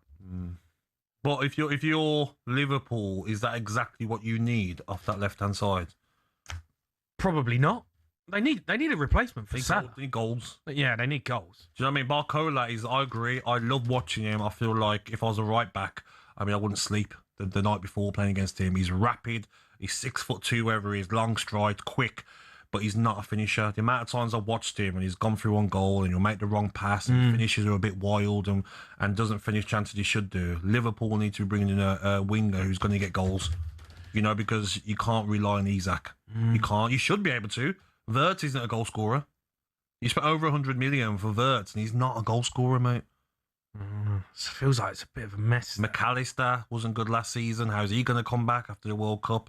Szoboszlai is obviously a fantastic player. Gravenberch needed some help last season in that number 6 as well. I just can't believe that Liverpool, we're saying, Champions League. Yeah, we'd take Champions League. I agree. Their fans won't like it.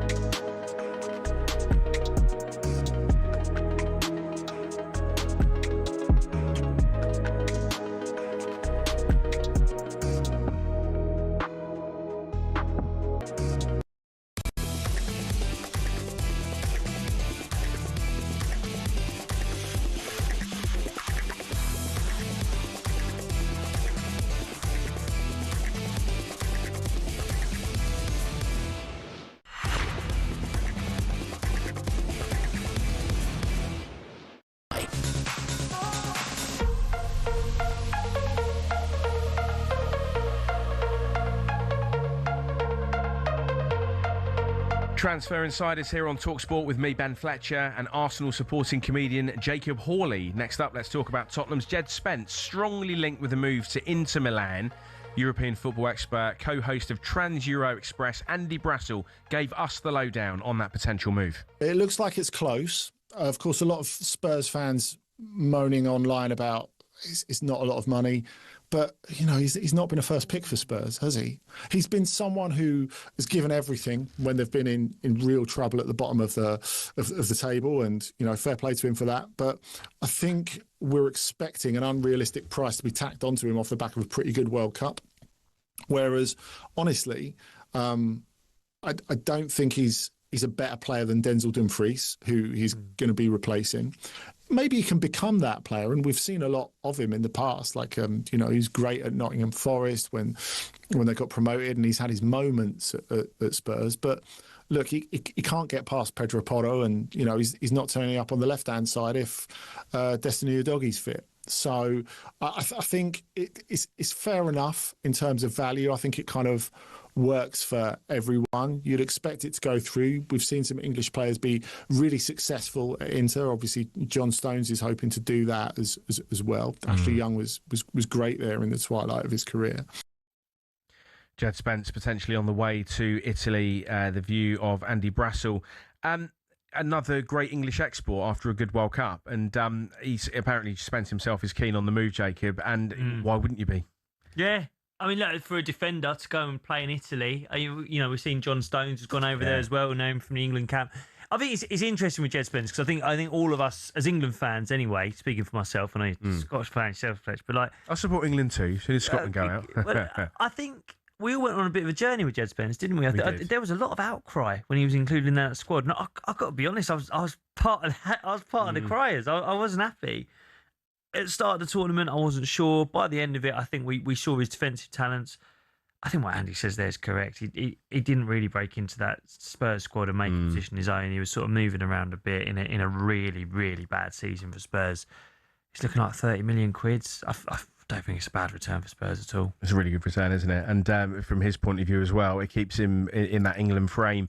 It gets him out of England a little bit and maybe into a team where he can have more impact. And again, just from an England team point of view, we're almost reaching the point where more of that first 11 or the 15 or 16 or whatever you want to call it are actually playing their trade outside of England.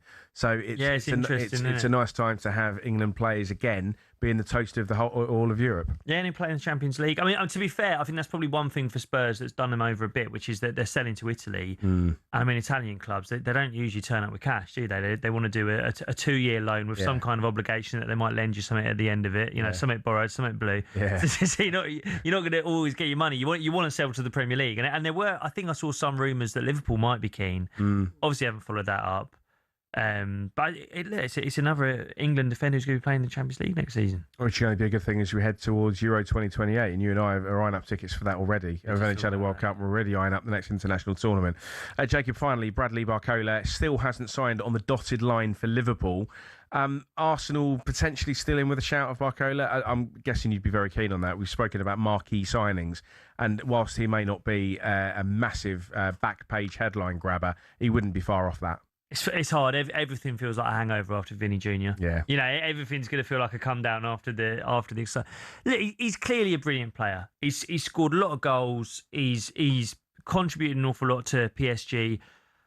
I just think 140 million quid. I mean, it'd be a record for Arsenal. It's insane money. Would that be the Premier League record? Just behind Isak? I'm not sure. Isak, I think, was a little bit more. Wasn't it? 151. Top of my head. It's bang up there.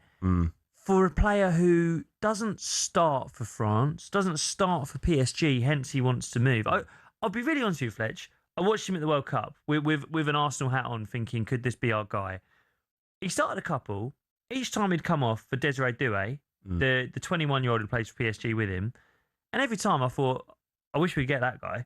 Yeah. And you can't, because he's 21-year-old Parisian kid playing for PSG. He's not going anywhere. Yeah. But I do, for me, he's just that level below those really world-class players.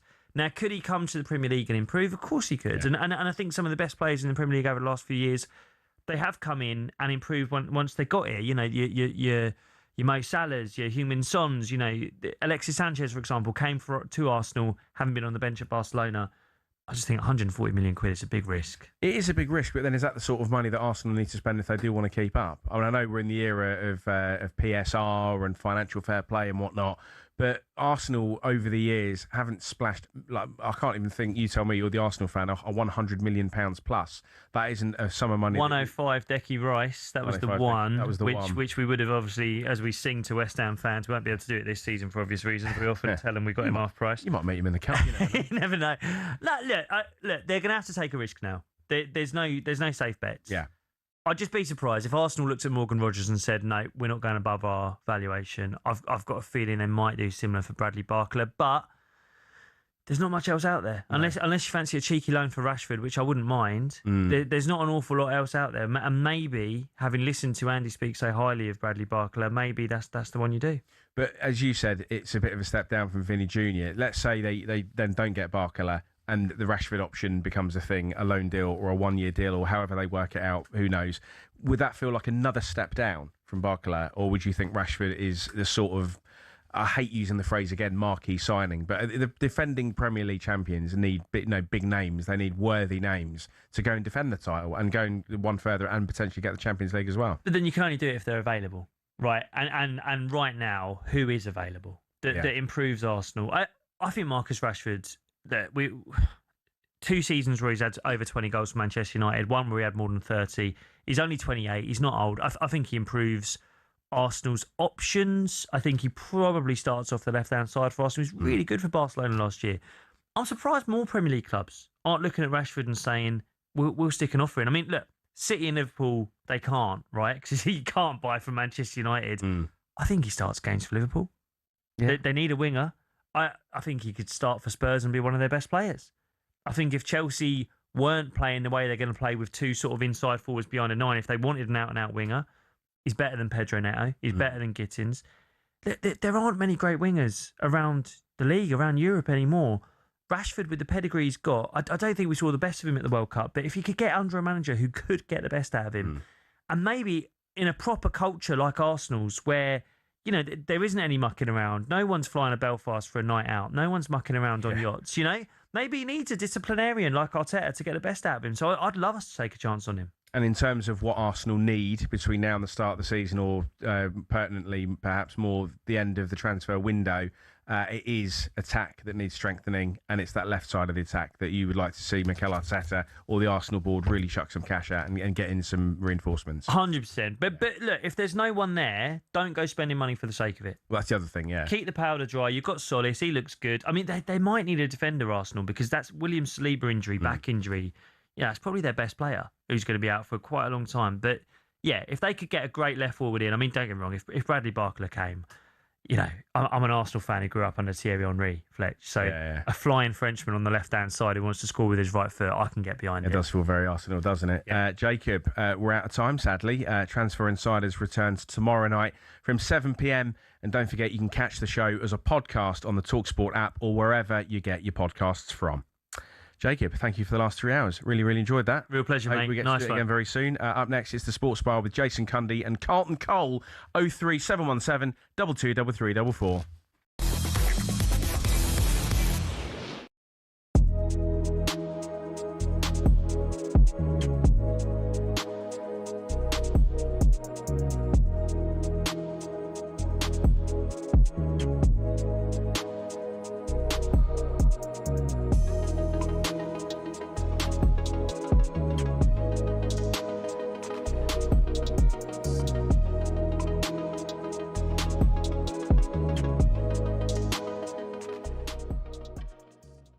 I've been watching Chelsea pre-season. I'm making a statement now.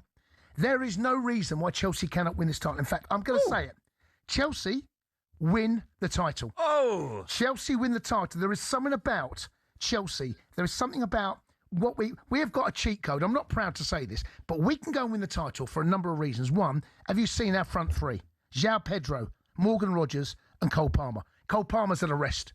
He's been absolutely flogged. João Pedro's had a rest. Our midfield, the recruitment at the back, looks like almost certainly we're going to be playing a three at the back with someone called Xabi Alonso that knows how to win a title. One game a week. We saw how beneficial that can be when Conte took over Chelsea. Went to three at the back.